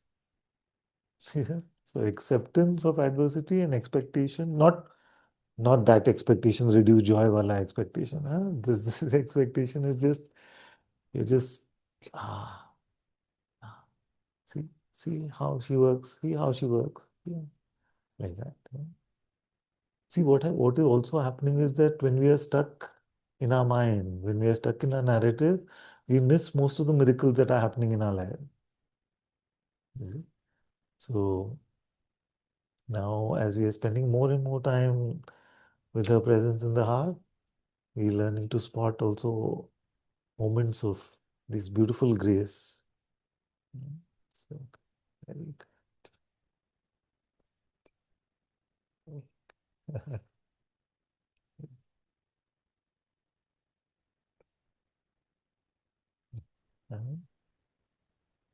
Father, Yes, my Fa- dear. Father, I'm just going to say it, although I know I'm going to see you soon enough, but something's really been poking here for a while Uh, now. uh, And I need your prayers and I need your blessing. yeah, It's and an uglier side of this one. I'm sorry, I'm bringing myself in the center of the frame. it's all right. God is also here, so we are both in the center of the frame. It's just that, Well, we'll talk about that, but when when it is like an honest sharing of what you see about yourself, then that's all right. It's like a confession at church. it is a confession, Father. So I'm just seeing a lot of, I feel jealousy and envy here. So I'm getting poked. If you've gone out for a walk in the morning and I can't go, I'm getting grumpy over that Yeah, because others have gone with you, or yeah, see, even the two walking temples I missed. I'm not really being able to celebrate with as much love and gusto because something here is like, well, I wasn't there, and if you praise somebody, then also something pokes here, nice. and I can see it. And I can see it's a very sort of I don't know what to call ego or what do you want to call it, the Raman side, but I don't like it, but I'm living with it. But I want to put it at your feet so we can pray for it and so we can know that it's something getting burnt, something getting poked, Yes. and it has to do with the Sangha and the activities of Sangha. So I can only say it's probably jealousy, envy, and one of those things. I'm not happy with it, but I know you'll take it away.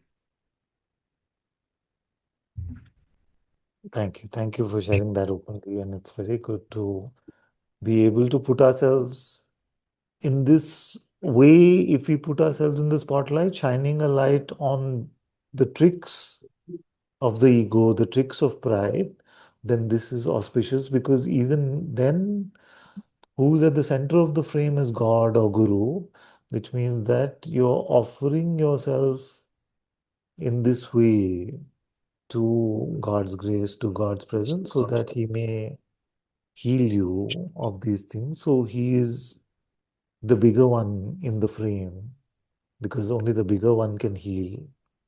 So this is auspicious. It's very good to not keep these things in hiding and to be able to express them in this way and to offer them at God's holy feet. Um,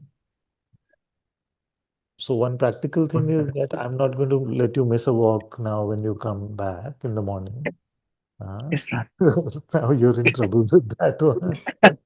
Uh, but I'm just kidding. I'm just kidding. But remember that God designs our curriculum moment by moment. There is never a mistake happening on His side. Mhm.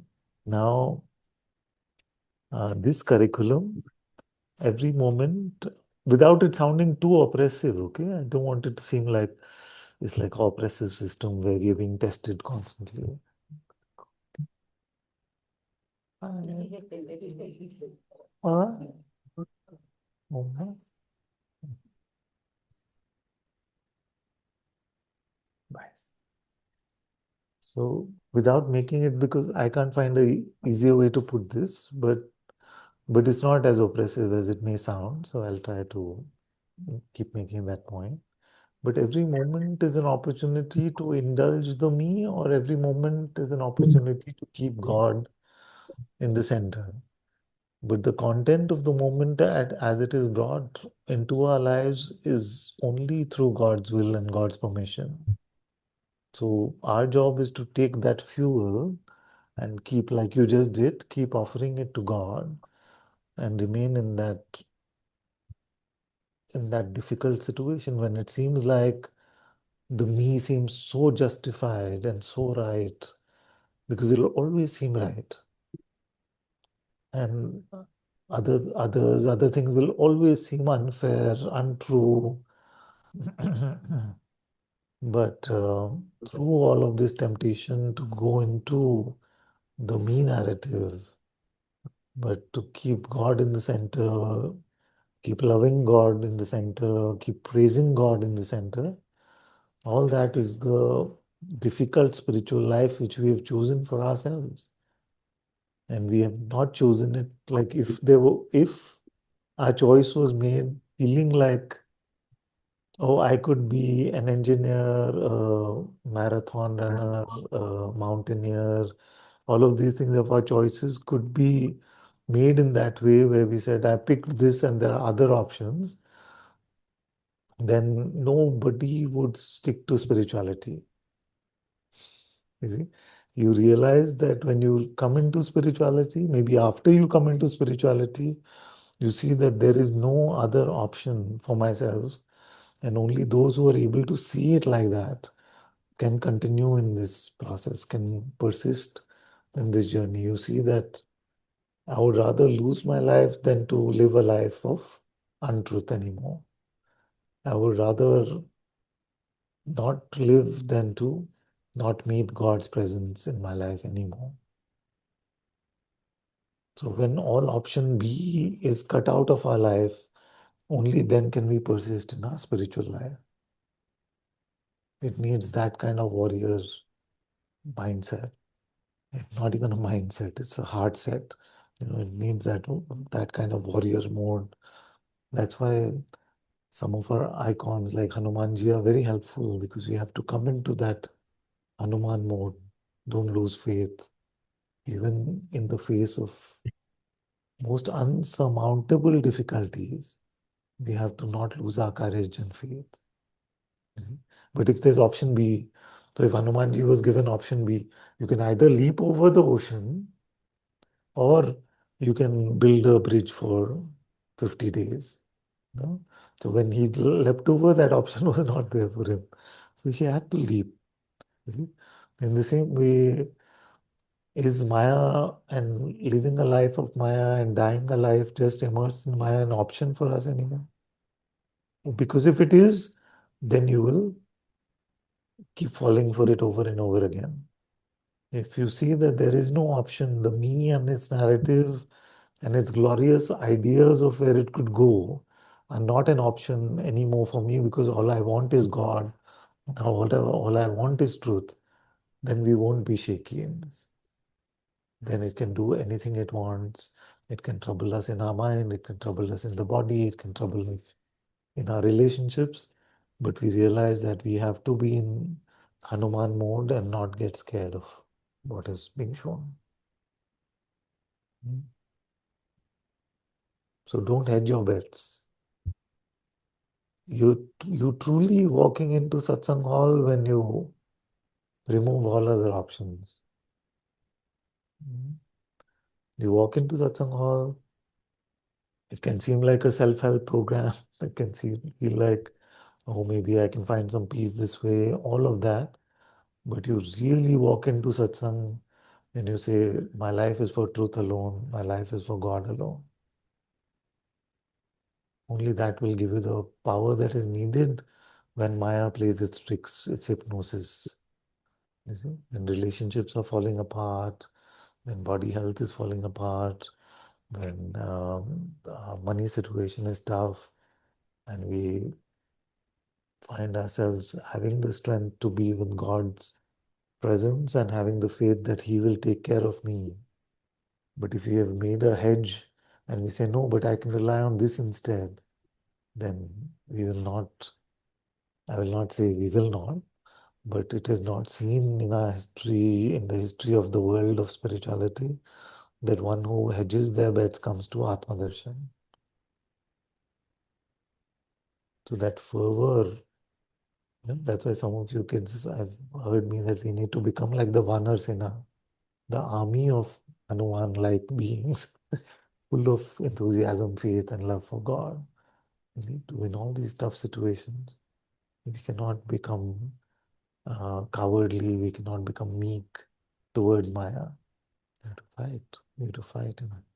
Huh? Say it. Hey, Jai Bajrang. Jai Shri Ram. So this spirit we need to have. This spirit we need to have when Maya is poking our buttons. We are not to give the remote control to Maya. Yeah? So pressing some button, we say, okay, take the whole remote. I'm so upset. I'm so sad. It's not working out. Am I really cut out for spirituality? Is this path really for me? If you have option, then it's not really for you. You see? Your path is spirituality when you can't see the viability of any other option. Otherwise, you'll only struggle more. If you still can question and say, am I really cut out for the spiritual path? That means you haven't understood what it's about. You haven't seen the fakeness of anything else that the world has to offer yet. That's why the mind can create that dvandva, that duality, and keep you trapped. So somewhere we need to make that commitment and say, my life is for God alone. Let the mind give us these stories. Let it offer. But I will transcend them one at a time, and I will not fall for the same trick twice. You see? Then see how it runs out of tricks fast. But if you keep falling for the same thing over and over and over and over, then our whole life can go. Once you've seen through it, finish. Bring new stuff to make me suffer. I'm not going to suffer from that again. Yeah? Just fresh. More and more. More and more. You see? More and more we learn to live in that courage, in that spirit. Yes, please. Which I can both develop anxiety. Yeah. So, You want to? Yeah, I won't share like why, but I'm noticing that when I'm chanting, and if it's like a lot of chanting, then the panic increases. So I don't know what exactly it is, Father, but right now I can feel that the body is absolutely in a fight and flight state. So like a sensory threshold itself is like too low right now. No? So to take anything, even the normal stuff which I normally can do, is also adding up. Like so it's creating that kind of a overload or like a panic. So it gets into like a full-blown thing, and then I am either unable to sleep or do my normal day-to-day activities. So with the chanting, I wanted to ask you, because Father, this is makes me feel guilty, because you've told us that we need to do this consistently, nirantar, right? So if this is not happening, then it makes me really feel that I'm not really doing what you're asking us to do. So how do I navigate this, Father, with this? Because it triggers anxiety, whenever I overdo this. So let's go step by step, very slowly on this. This is an important question. No?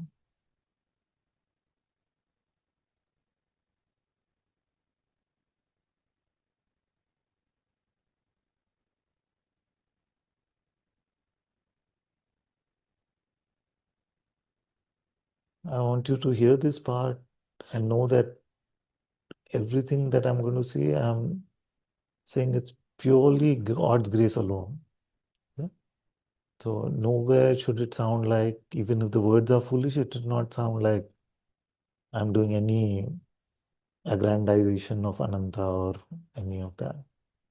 But know that by remembering God and praying to God, someone who the doctors had given up on 3 times in ICU hospital, this one boy, 3 times they said, now it's not up to us, it's only prayer. And when doctors say that, they mean that.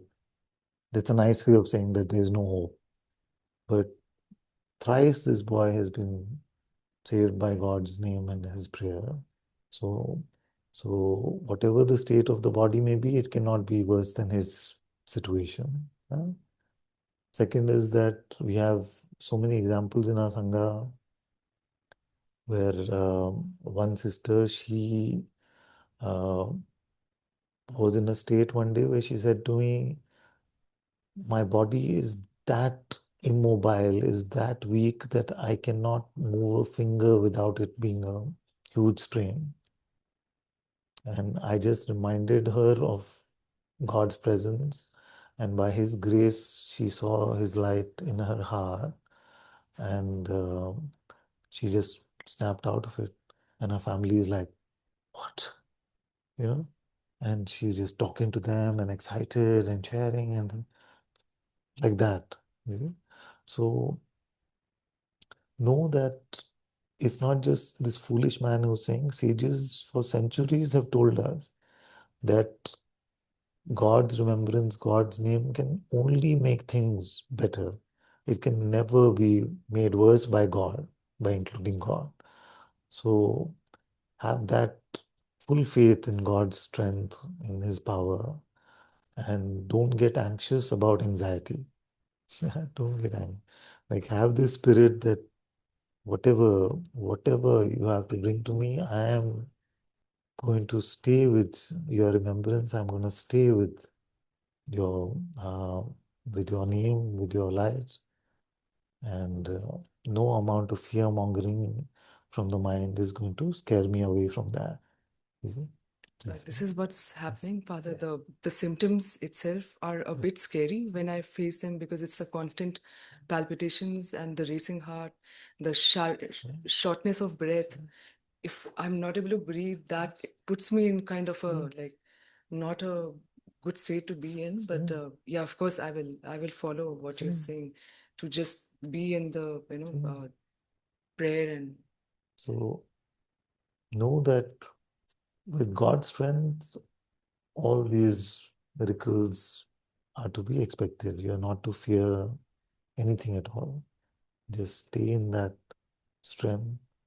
We know from last time, like few years back, some similar things were happening, and we checked out, like medically, we've checked out all of those things. It's nothing to do with that. Same with your other sister also, and I don't know if she wants to speak a little more about this. Every medical test possible in the universe she had got done. You want to share a bit about your symptoms are sounding very similar.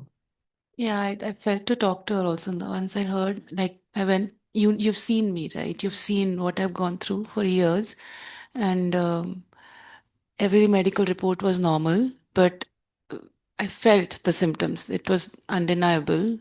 Um, but as father described that day, what happened? What were my symptoms? Many symptoms, like extreme fatigue. Um, and I feel like I just kept getting sucked into it more and more. Like it just felt like it was getting worse, like in a way, but physically there was nothing wrong. Um, and like that day when father called, I really couldn't move a finger. Like But it she was used to have, so exhausted. like, when her heart rate had to be measured, it would Yeah. shoot up. Probably So she even would now I feel can't that say, yeah. palpitation. Yeah, yeah. She would feel a shivering I would in her tremble, hand. inward tremble. It would, and I had twitches. Even now, it like Maya tries. Even now, it's not. But it's I've seen through that once. So it was like, but God just in a moment it was like. So we saw that it was a Maya trap for me, okay. And even the other day in satsang, I don't know if you were there, and it was the same. Like I was, I felt my heart rate was up, and I was frozen.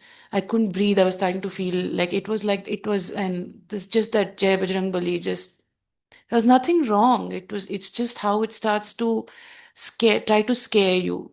It really tries to scare you. And like when you were saying when you're doing the japa, like it does a lot. It constantly tries. Yeah, it's not like, every day it tries. But Maya is not going to come and say, well done, you're taking God's name. yeah, yeah. Chalo, bye bye. You belong to God now. It wants to pull you in. Somewhere So now once you're reassured from doctors, nothing is wrong with your body, yeah. you met all specialists, then you don't worry at all. No, I'm not saying, like, I know God's grace, God's mercy can heal every bodily symptom also. But I'm just underselling it right now and saying, okay, once you've checked out physically, nothing to worry about, then go full on. Don't. Yeah, but remember, in those days, we did a lot of these things. So symptoms are very similar. So I think inductively we can see that. Seems one of the best punches of Maya because it. Yeah, of course it is. It is such a strong punch. There's any other circumstances Of course. I can deal with, but Of course. this one, I don't know, like it takes away everything. It wants to preempt a shining light in God. No? You want to share also about how he healed you? No idea how Yeah. he healed me. But for me also, Chinnu, I used to have, like, I was on bed for days and days and days. And I used to feel like now this is how life is going to be going forward at 35. I have lived how much I had to live, and now I'm going to be on the bed. Because I used to also have a lot of, like, anything externally, if it poked me, it would trigger a lot of bodily reactions. So, if anything emotionally disturbed me, or I used to share with a few people that time, so it used to put me on bed for like 10 days, 20 days, and I just couldn't get up. I live alone, so I don't know how days used to go by for me. And then I also did all the tests, and nothing came. Uh, and then I just started, like, for me, it didn't happen at once. I started fighting, like, I started giving Maya punches back, like, literally. And I really, like, started, like, when it would suck me down, I used to stand up, like, in my heart, and I would literally alone at home shout, like, Jai Shri Radhe, Jai Shri Radhe. I've done that at home alone, like shouting my way out of it. And it used to vanish each time. And now it can't. I'm just immersing myself in the Nam. The Nam took over, I did it so much that I feel like somewhere I forgot that old way. For me, it just took over so much. Remember that every time it would come, Same way it would come. and even rather, every time it would come for both of you, it would say, no, this time it is different. Prayer cannot fix it. This is not just, this is something wrong with you. Every time. And then this child, every time it would work, she would say, it was that only. Literally. But next time when it came, she would be like, no, this time is different because it's You feel stuck in that. The thing was that I felt like it worked. How many times will I lift my spirits? It felt like how many times. And you just take help of Father, you take help of Radha, me. She used to remind me, and I used to remind her for the longest time because it was both of us understood each other. That should be just remind each other to lift your spirits, to not fall for fear, to be strong. We've got everything checked out. Nothing is wrong with you. It's just trying to keep you away from God. Very real physical symptoms. They are not made up. Like my heart rate, my heart used to beat so fast. I used to feel like giddy, dizzy, completely brain fogged, can't read a line. So sick. Like you're zoned out to a level you can't explain to anybody. It was very dark We should make place to this our marketing. People run off from satsang. जो कि सत्संग में yeah, enjoy. Grateful. I want to tell Jin, I'm very, very grateful. It still tries. I still know, but I'm very grateful. I don't know. It teaches you a lot what Maya can do. It makes you strong in God inside by God's grace, and it shows you what Maya can do. Actually, I'm very grateful for that, and for this whole fight. I'm very grateful, and it'll continue. I feel it's not going to, but it's a good fight. It's a very good fight. So we are with you in this, no? Like, just don't be scared of the symptoms. Just that you've been very powerless, Father. Yeah. But you have to fight. This fight can only be done in God's strength. It cannot rely on any conceptual idea and any bravado which is individual. It has to come from God's. Yeah, exactly. You have to say, my life belongs to God. My life belongs to Ramji, belongs to Krishna, belongs to Radharani, belongs to Jesus, belongs to Allah. Whatever you feel like saying in that moment. And just say, you're not dealing with an individual, you're dealing with a child of God. Have that spirit that you're a child of God. I felt that, like I follow these Orthodox sages, no? I remember the first time I came out of it, I just invoked him and I felt he responded. So I invoked everybody possible those days. Like I was just and I saw the power of invoking sages in those days. Like literally I felt one day that he was in my room, and it was, I can't explain, like and they respond when you, because that time the cry is so genuine. You're really crying on your, in your worst. So, and I invoked them and they came to help. So every time I needed a new way with this one is so clever. The same trick won't work with it. It needs some fresh ammunition with like a fresh way of invoking God. It's not like once you'll do it and it'll go. It's quite a fight actually. Yeah, because the mind convinces you that no, this time this won't work. This time this is something different. I'm feeling something different. It's very similar. Like, I feel like it was eating up all the layers inside me, like the layers of, like, I'm grateful because I could, because of that, I've seen that there are these layers, that the psychological layer, the emotional layer, it was just eating it up, like, and I would cry, like, she's like, cry my heart out, like, God, I can't explain what's happening to any, I can't explain to any. Father was the only one, probably, and Meera. I can't explain what is happening. I would cry, please help, and like this, it was gone. And I, like that, once you see through it, then it can't overpower you in that way. It definitely tries, but yeah. We both of us would always be shivering, like inside out, like a shiver, like a tremble. The doctors would be like, everything. I didn't see a neurologist eventually, but it was, yeah, they told me it's menopausal. I didn't take for perimenopause, but yeah, I took pregabalin. I took for a long time. Anti-anxiety kind of like a settling on, but the nervous system in this Your used to God. fire. So the nervous system, when it fires, it's the most, like your body's in a panic state. And now I feel like a lot of what had, like I had a wash with this. I feel something washed off me in this. And you just, if you go through it with, with satsang, uh, I can't explain what used to happen to my nervous system. It used to be real, like the whole body used to tremble non-stop for days. My head used to buzz. I- Like it was so difficult with the nervous system firing, and that's the most hard part about this, isn't it? Even you must be feeling this. So just you Couldn't have to take do it in sound, God's strength. We couldn't take sounds. We can't take it. Everything would sound too Light, much. Like if my sound, husband's talking. Oh yeah. light, So very sound, sensitive. everything. Yeah. Yeah. But I feel like this is somewhere me and Radha, I'm sure like it was so auspicious, Chinmay. It was so, Yeah, it's I like don't God is regret calling any of you. it. Actually, I Yeah. don't regret any of it. It's very auspicious. I knew all along, Father, it's auspicious.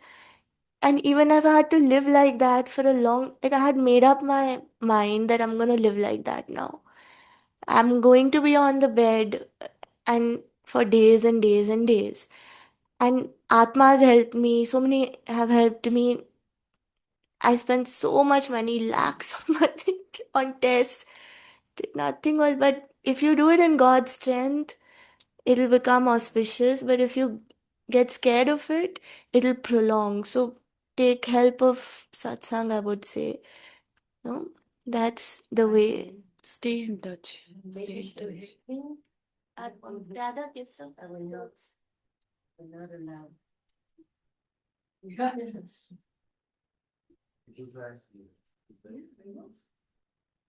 Father, one question related to this topic. I mean, I had my own sort of, anxiety issues and all that, not related to spirituality at all. And I had like done 4 anxiety issues and, kind of symptoms, not to that extent that like, what I heard. But I had gone through 4 or 5 years of therapy and that helped. My question is, I'm not taking away any of those experiences because they're very personal experiences, right? And in general, also when we read stories about various sages, people also call them out that they've lost their mind, right? So how do we know that if it's not a psychological situation versus like actually a spiritual sort of an elevation? Exactly. That's an excellent question. So that's why my approach is, because I feel I'm quite liberal about these things. My feeling is that we must check out everything, go to the right doctors, go to psychologists, therapists, do all of that. But even in spite of that, if we're not feeling helped, then we know that it is not, then it is just like in spirituality, oftentimes, I don't like this word because many times it conveys a lot of fear, but it's called a dark night of the soul. You go through this sort of period where the body can feel inwardly, all our layers, like she was saying, can feel like they are getting crunched in these particular ways. So it's a very common occurrence in the lives of most sages that they go through these dark periods and transcend them and go through that. But I would say, because it just feels natural in today's world to be able to be like that, to say, get all your medical tests done. If it is some therapy related issue, no harm in seeking help from psychotherapist. All of these things are fine, but don't leave your satsang life. Don't leave. Yeah, she did.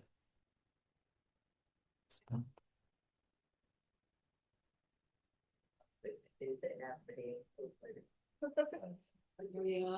She was convinced she was going to. So I did do some therapy and that helped, but somehow no, it removed a lot of stuff that I was carrying, and that also helped. Like that was a bit. No, I didn't take any psychiatric medicine. No, it was just psychotherapy, but that was good. Instead, I went to a psychiatrist. It's okay. You can try every pathway which is available to help, but keep God in the center as much as you can, and it'll show. He'll keep guiding the path. It was right, even though I was like, what? It was like, what?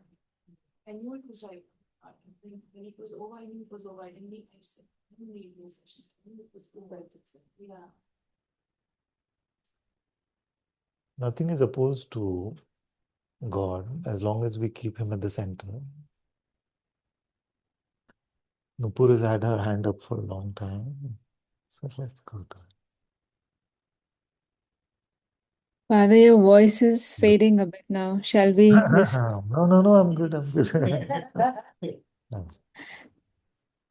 It's just, I think everything has been so profound, Father, that I feel I don't have a question anymore. But just want to put it at your feet that as much as the love is blossoming in the heart, Father, as much the person is also becoming very strong. I can feel that the identity with this body and the fears that are all of a sudden coming up, which are very random. And the love is there, Father, but I know I'm not tasting even 0.01% of what, like, what you say and what is possible, Father. So I just wanted to rest this almost like a dwand yudh that's happening between the Yes, yes, personality, yes, Father. exactly, exactly, And it was never there because I think because the person was never challenged to this level. exactly. So when we deepen in our love, our noticing of our conditions itself becomes strong. But it's also a very well-known thing that as we are deepening more in God's love, the attacks of the mind can also seem to get stronger. The personal narrative can seem so alive at times. So it can seem like a fight many times. That's why in Indian spirituality, even in Western spirituality, the construct of a battle is used, and it's for good reason that it's used. Yeah. So yeah, it's to be expected, but don't like we have to win. Like, there's no sometimes for those who've been with me long in satsang, I keep provoking them by saying that why are you saying you're trying? You should say you're winning. Yes, You're Father. winning. Because God is on your side. There is no losing possible. Yes. The truth has to prevail. So, Yes, Father. keep- I keep saying this Jai Bajrangbali because Radha had yeah, told me this when I was visiting very Bangalore.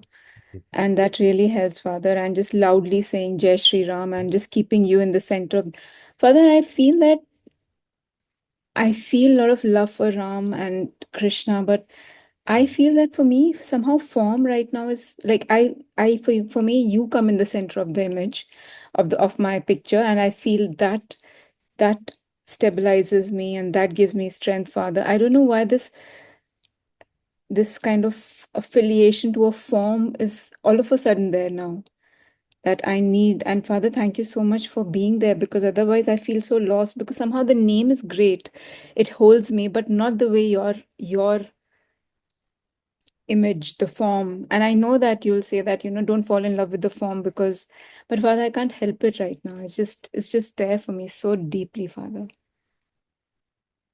yeah. So I'm glad you're being helped in this way, and I can understand that also in my heart.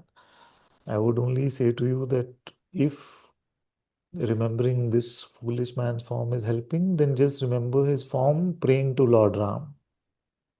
Yes, Father. Then it'll stop me from getting proud. No, Father, you have like softened this ego to a great extent because I didn't even know I was so egoistical and I still am. But seeing your humility, Father, and but that's why when I keep you in the center, it's a constant reminder to be humble. And I have seen that I'm lowering my voice, like, the people, like my husband probably gets the worst of it all because, when you're living in I mean, I can be the best in the world, but, with your family, the worst comes out. And I think he's now a constant reminder for me to be humble and soft Yeah. and to drop that ego with him, then, not taking a moral high stand, like I'm right and stuff. So I think, Father, now it's like in every day, every moment, I'm noticing how ego plays so strongly. And I didn't even think I was an egoistical person, Exactly. Father. So all of a sudden, I think it's just become the dvanda is very strong, Father. And I just wanted to rest it at your feet. That's why it's very important that if you're not finding your spiritual journey a struggle, then either you haven't started it or you have transcended it. And the odds are most likely one of the two, which I don't have to spell out. It would just feel like, yeah, it's all right. It's fine. Yeah, I take God's name constantly. There's no trouble. So either you're a sage or you haven't started. The mind is tricking you. We can have days like that. But if you look back at your spiritual life over 2 years, 3 years, and it's just shanti, shanti. Yeah, it was. That's what I feel, Father. It was a lot of bliss and shanti because there was no stirring happening then.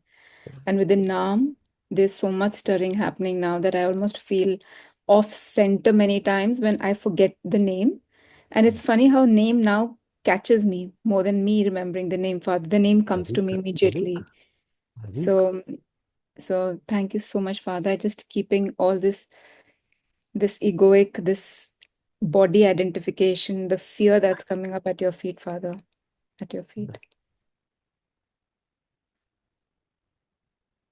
Bless you, and thank you for all of us that participate in our hearts to fight for God to win and to be the beloved of our hearts. Everyone who's fighting helps the whole universe fight, helps every being in their fight. So thank you for your commitment and love for God, all of you. Thank you. Thank you, Father. Very good. Love you, Father. Love you, my child. Bless you so much. Thank you. All right. There's some more hands. Okay, haven't heard Lian in a while also. Yannick. Hi, Father. How are you? Hello, my dear. I'm good. I'm very good. So nice to see you. Sorry, I'm seeing myself when I'm speaking. I don't know why. Okay, Just, maybe you can. it's okay. Don't worry. Ah. Yes, I can pin you. Thank you. There you go. I am so happy to speak with you. And while I was waiting, there were like a lot of reactions in the system. Like, I don't know. But somehow today felt nice to come to your light and yes, be in your light.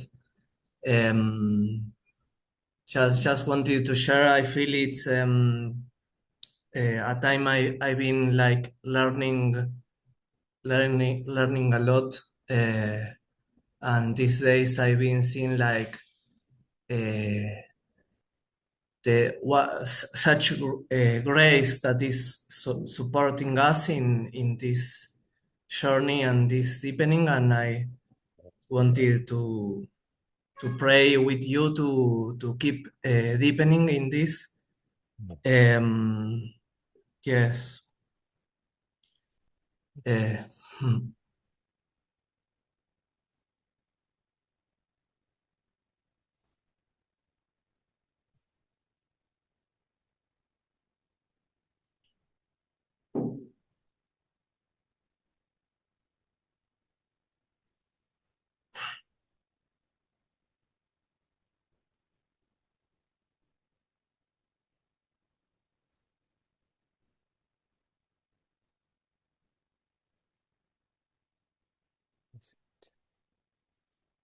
Thank you, Father.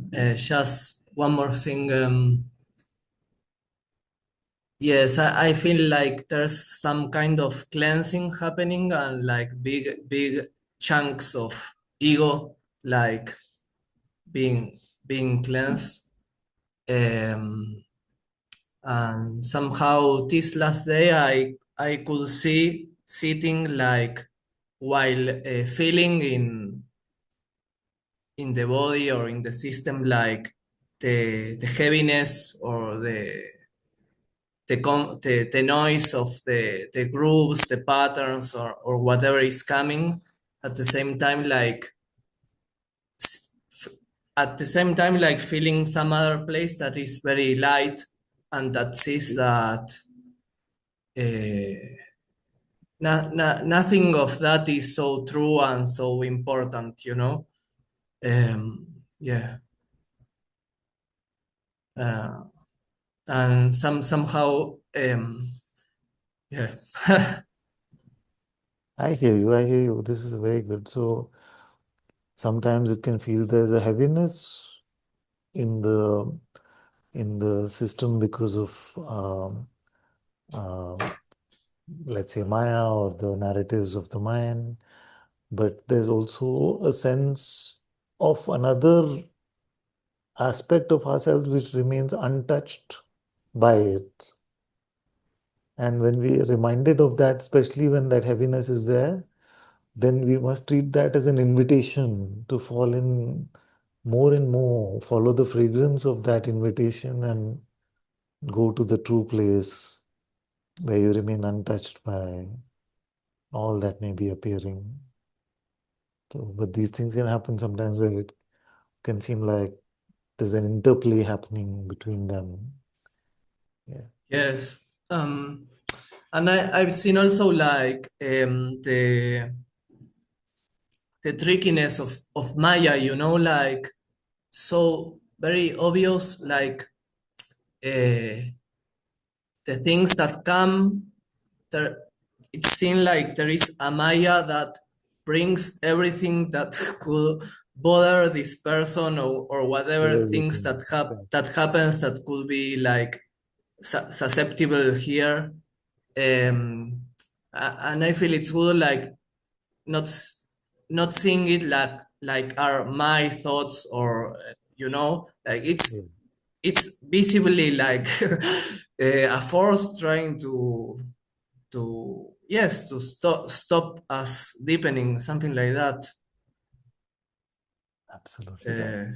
That's its literal definition. Yeah, so crazy.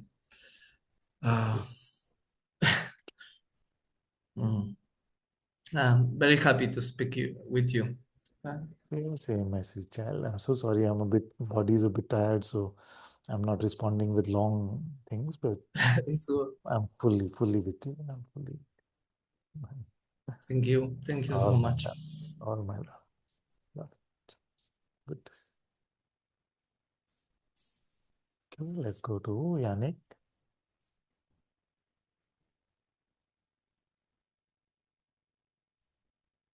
Are you able to unmute me? Yes.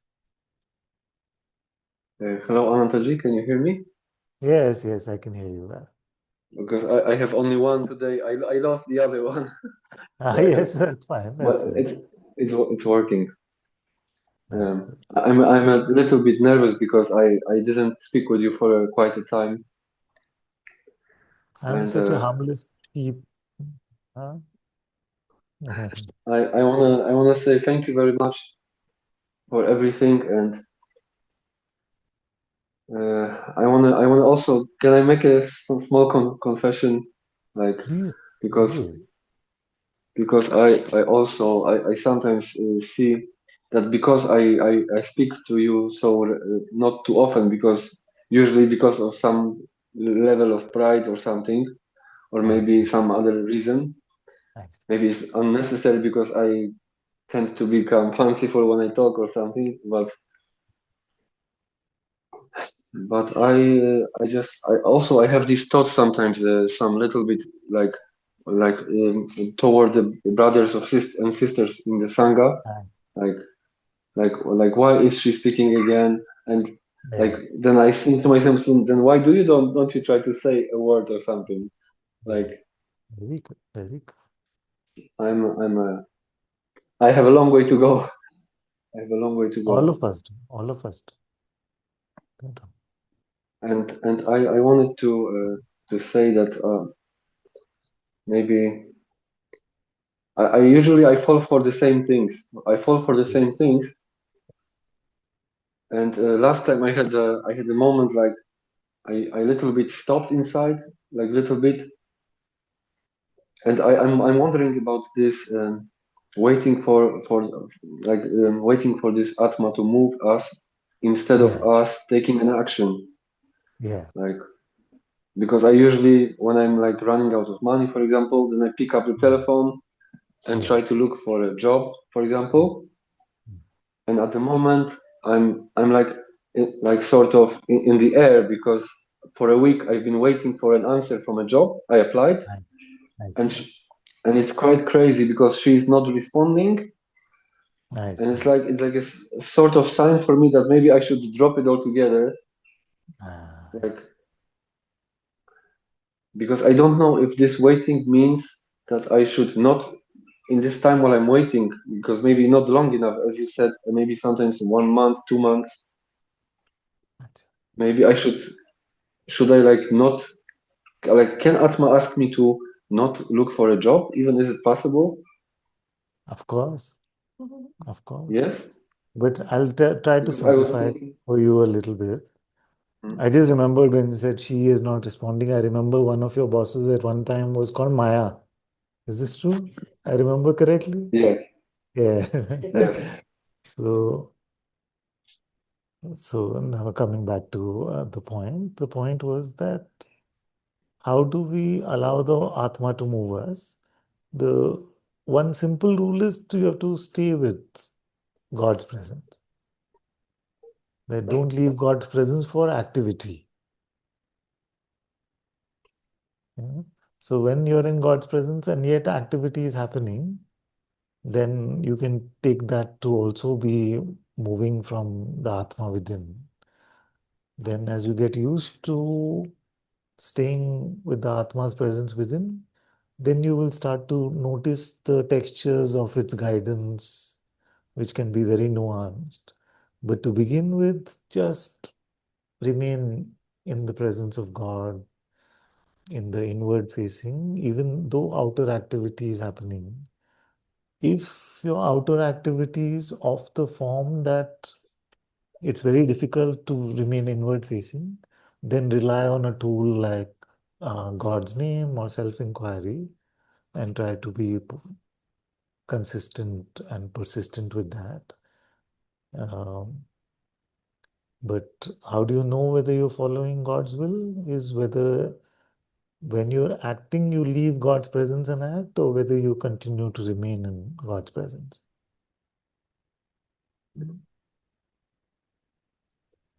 yeah, And we don't have to it's kind we don't have to postmortem for the past. It's just something that we all trying. Am I succeeding at this constantly? I'm not. I'm failing at it all the time also.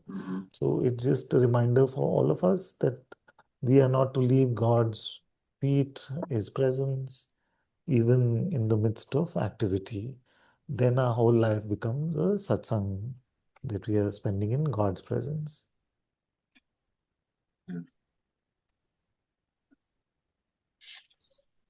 yes, and I don't know. I don't know. I just think that I'm sorry. The last thing, and I'm finishing. No, no, no, I'm not But stopping you. I'm just saying that with your eyes, I can sense that something is looking like a checker guy looking back at the past and saying, no, no, I may not be doing that so well. It's not really about any past evaluation of yourself. It is just inspiration for how to live from now on as much as you can. Yeah, please say what you were saying. yes, like usually I had made an experiment. Like the experiment was like I applied for this job, and everything I was feeling still the presence, quite some presence I was feeling. And later I only checked what is the wages, the salary. I checked on the Yes. internet, and in this moment, these numbers, something locked inside, Yes. like I felt some switch, and it, like this Atma feeling was a little bit more like covered, like what is this? Like only because I saw some numbers, some and already is it like hypnosis? You know, like on these numbers. Oh, like what is this deal about this money? I'm thinking, what is this deal? Absolutely. Absolutely. Like why does it cover? Why does it cover? Money. Like It is a huge Maya trick. Money is one of the four things, no? Relationship, health of the body, money, and the search for conceptual meaning or understanding. These are the four main tricks of Maya. So money is very much there. And I have conditioning about money because of my entrepreneurial or business life that I've led since a very young age. So there is still a money conditioning here also. So it's a strong one. It's not. But it's not something that you have to Like, beat yourself up about. It's everyone has some of it. No? Money, is money a complete non-issue for anyone? quite strong, quite strong. Strong. Like I could have the minimum salary, the Polish in the Polish country, the minimum. But the moment I see it's a little bit higher, then Yeah, my mind goes a little bit maybe and starts to plan the individual life correct. like this, Exactly. something. So just keep pulling And it back to then God's presence. Keep pulling yourself back to God's presence. That's all we can do. okay, I will not take much time, but No, you can say, please. I'm not here. like, I'm not hearing you okay, so often. can I ask also like let's say the person on the other side who is not responding because Yeah, the thing is she says that she ordered some clothes for me to enter this warehouse or something, I see. and she has not received the trousers yet. I cannot enter. That's why she keeps me. Oh, It's over a week now. That's why okay. like it's a very crazy situation, but I've never waited so long for this process. I see. And I'm thinking like also the relationship with women also, like because she Yeah. might become the person, my how to say superior she could be. Yes, manager, leader, superior. Yes. And I'm wondering because I know I have a weakness also for women, like my atma can also go out the window a little bit. These are the Sometimes four I things: I relationship, money, body. So, mhm. exactly. Relationship includes the temptation for relationship, for physical relationship, for companionship. It contains, all of us have already. Mhm. Yes, it's not easy. But you said one tip. One tip is that to apply I felt inside to apply our own judgment. Like I don't need to so much run after everyone I see. I can apply. I can make use reason perhaps. Like if somebody likes me, maybe it sounds egotistical, but I don't necessarily need to like him as same attraction, right? Yeah. Like I this. would, well, you don't want to hear my view on this topic. Why not? I'm a bit strong on this topic. Maybe I'll sound too radical or too conservative or something like that. I've become quite conservative on this particular topic, especially when it comes to uh, physical relationships and relationships of purely based on attraction. I may sound for some of you, I may sound like a prude even, so I don't want to necessarily share. My feeling for many years has been that we must not get into any uh, physical relationship unless we feel like there is something there for a long-term commitment, even marriage, unless we can see a long-term relationship with this one that um, we are considering for a relationship, that unless I can see it as a lifelong thing, I would not encourage these short-term sort of relationships. I know that this will sound very strange, especially in the West. So, Yes, so it sounds reasonable because in the past I made I've been a single person for many years now, maybe 15 years. That's why maybe I'm also grumpy a little bit or something. But I don't know this. so I feel like I don't know. whatever I have said, it is subservient or under the guidance you receive from the Atma within. So follow your heart. Don't use that as a Advaita excuse, of course. So, but truly try to follow Mm. God's guidance in your heart. But if that is not available, try to remember this foolish man's words that there is nothing really to be gotten in short-term pleasure. There is nothing really, and how much of that pleasure after a while it doesn't even last. So there is nothing to be gotten in those ways, but the hurt that we can cause each other, the emotional baggage that we can give each other, there are many aspects to it. Like I know, especially in the West, we can say that it's just physical. It's just physical. It doesn't mean anything. But I don't feel like our systems are designed for it never to mean anything, or for it to be completely physical alone. So again, I may be sounding like a conservative old man right now, but No, it sounds biblical. It sounds biblical. yeah. Also, So I don't know whether that's good or good or bad, um, but know also that I don't share anything without living that way. I don't share anything unless I'm I'm living that way. So because Anantaji, I'm also a little bit of my personality, a people pleaser, a little bit. I'm trying to fight this tendency.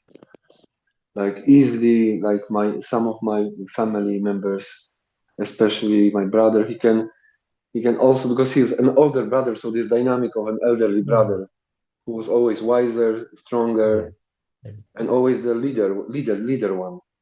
So he can also make me. He many times he could by his reasoning.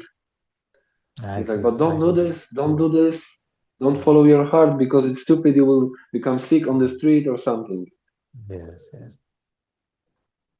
I hear like you. this. But I pray for Yeah. you, So and I send you all my blessings, all my love, and may God keep you centered on His love and light in your heart, and may that deepen more and more. thank you, Bless you with all my heart. thank you very much, thank you very much, Anantaji. God bless All you. my, thank you. Bless you. Radhisham ji, Ram Ram. Ram Father. Ram Ram. Yes.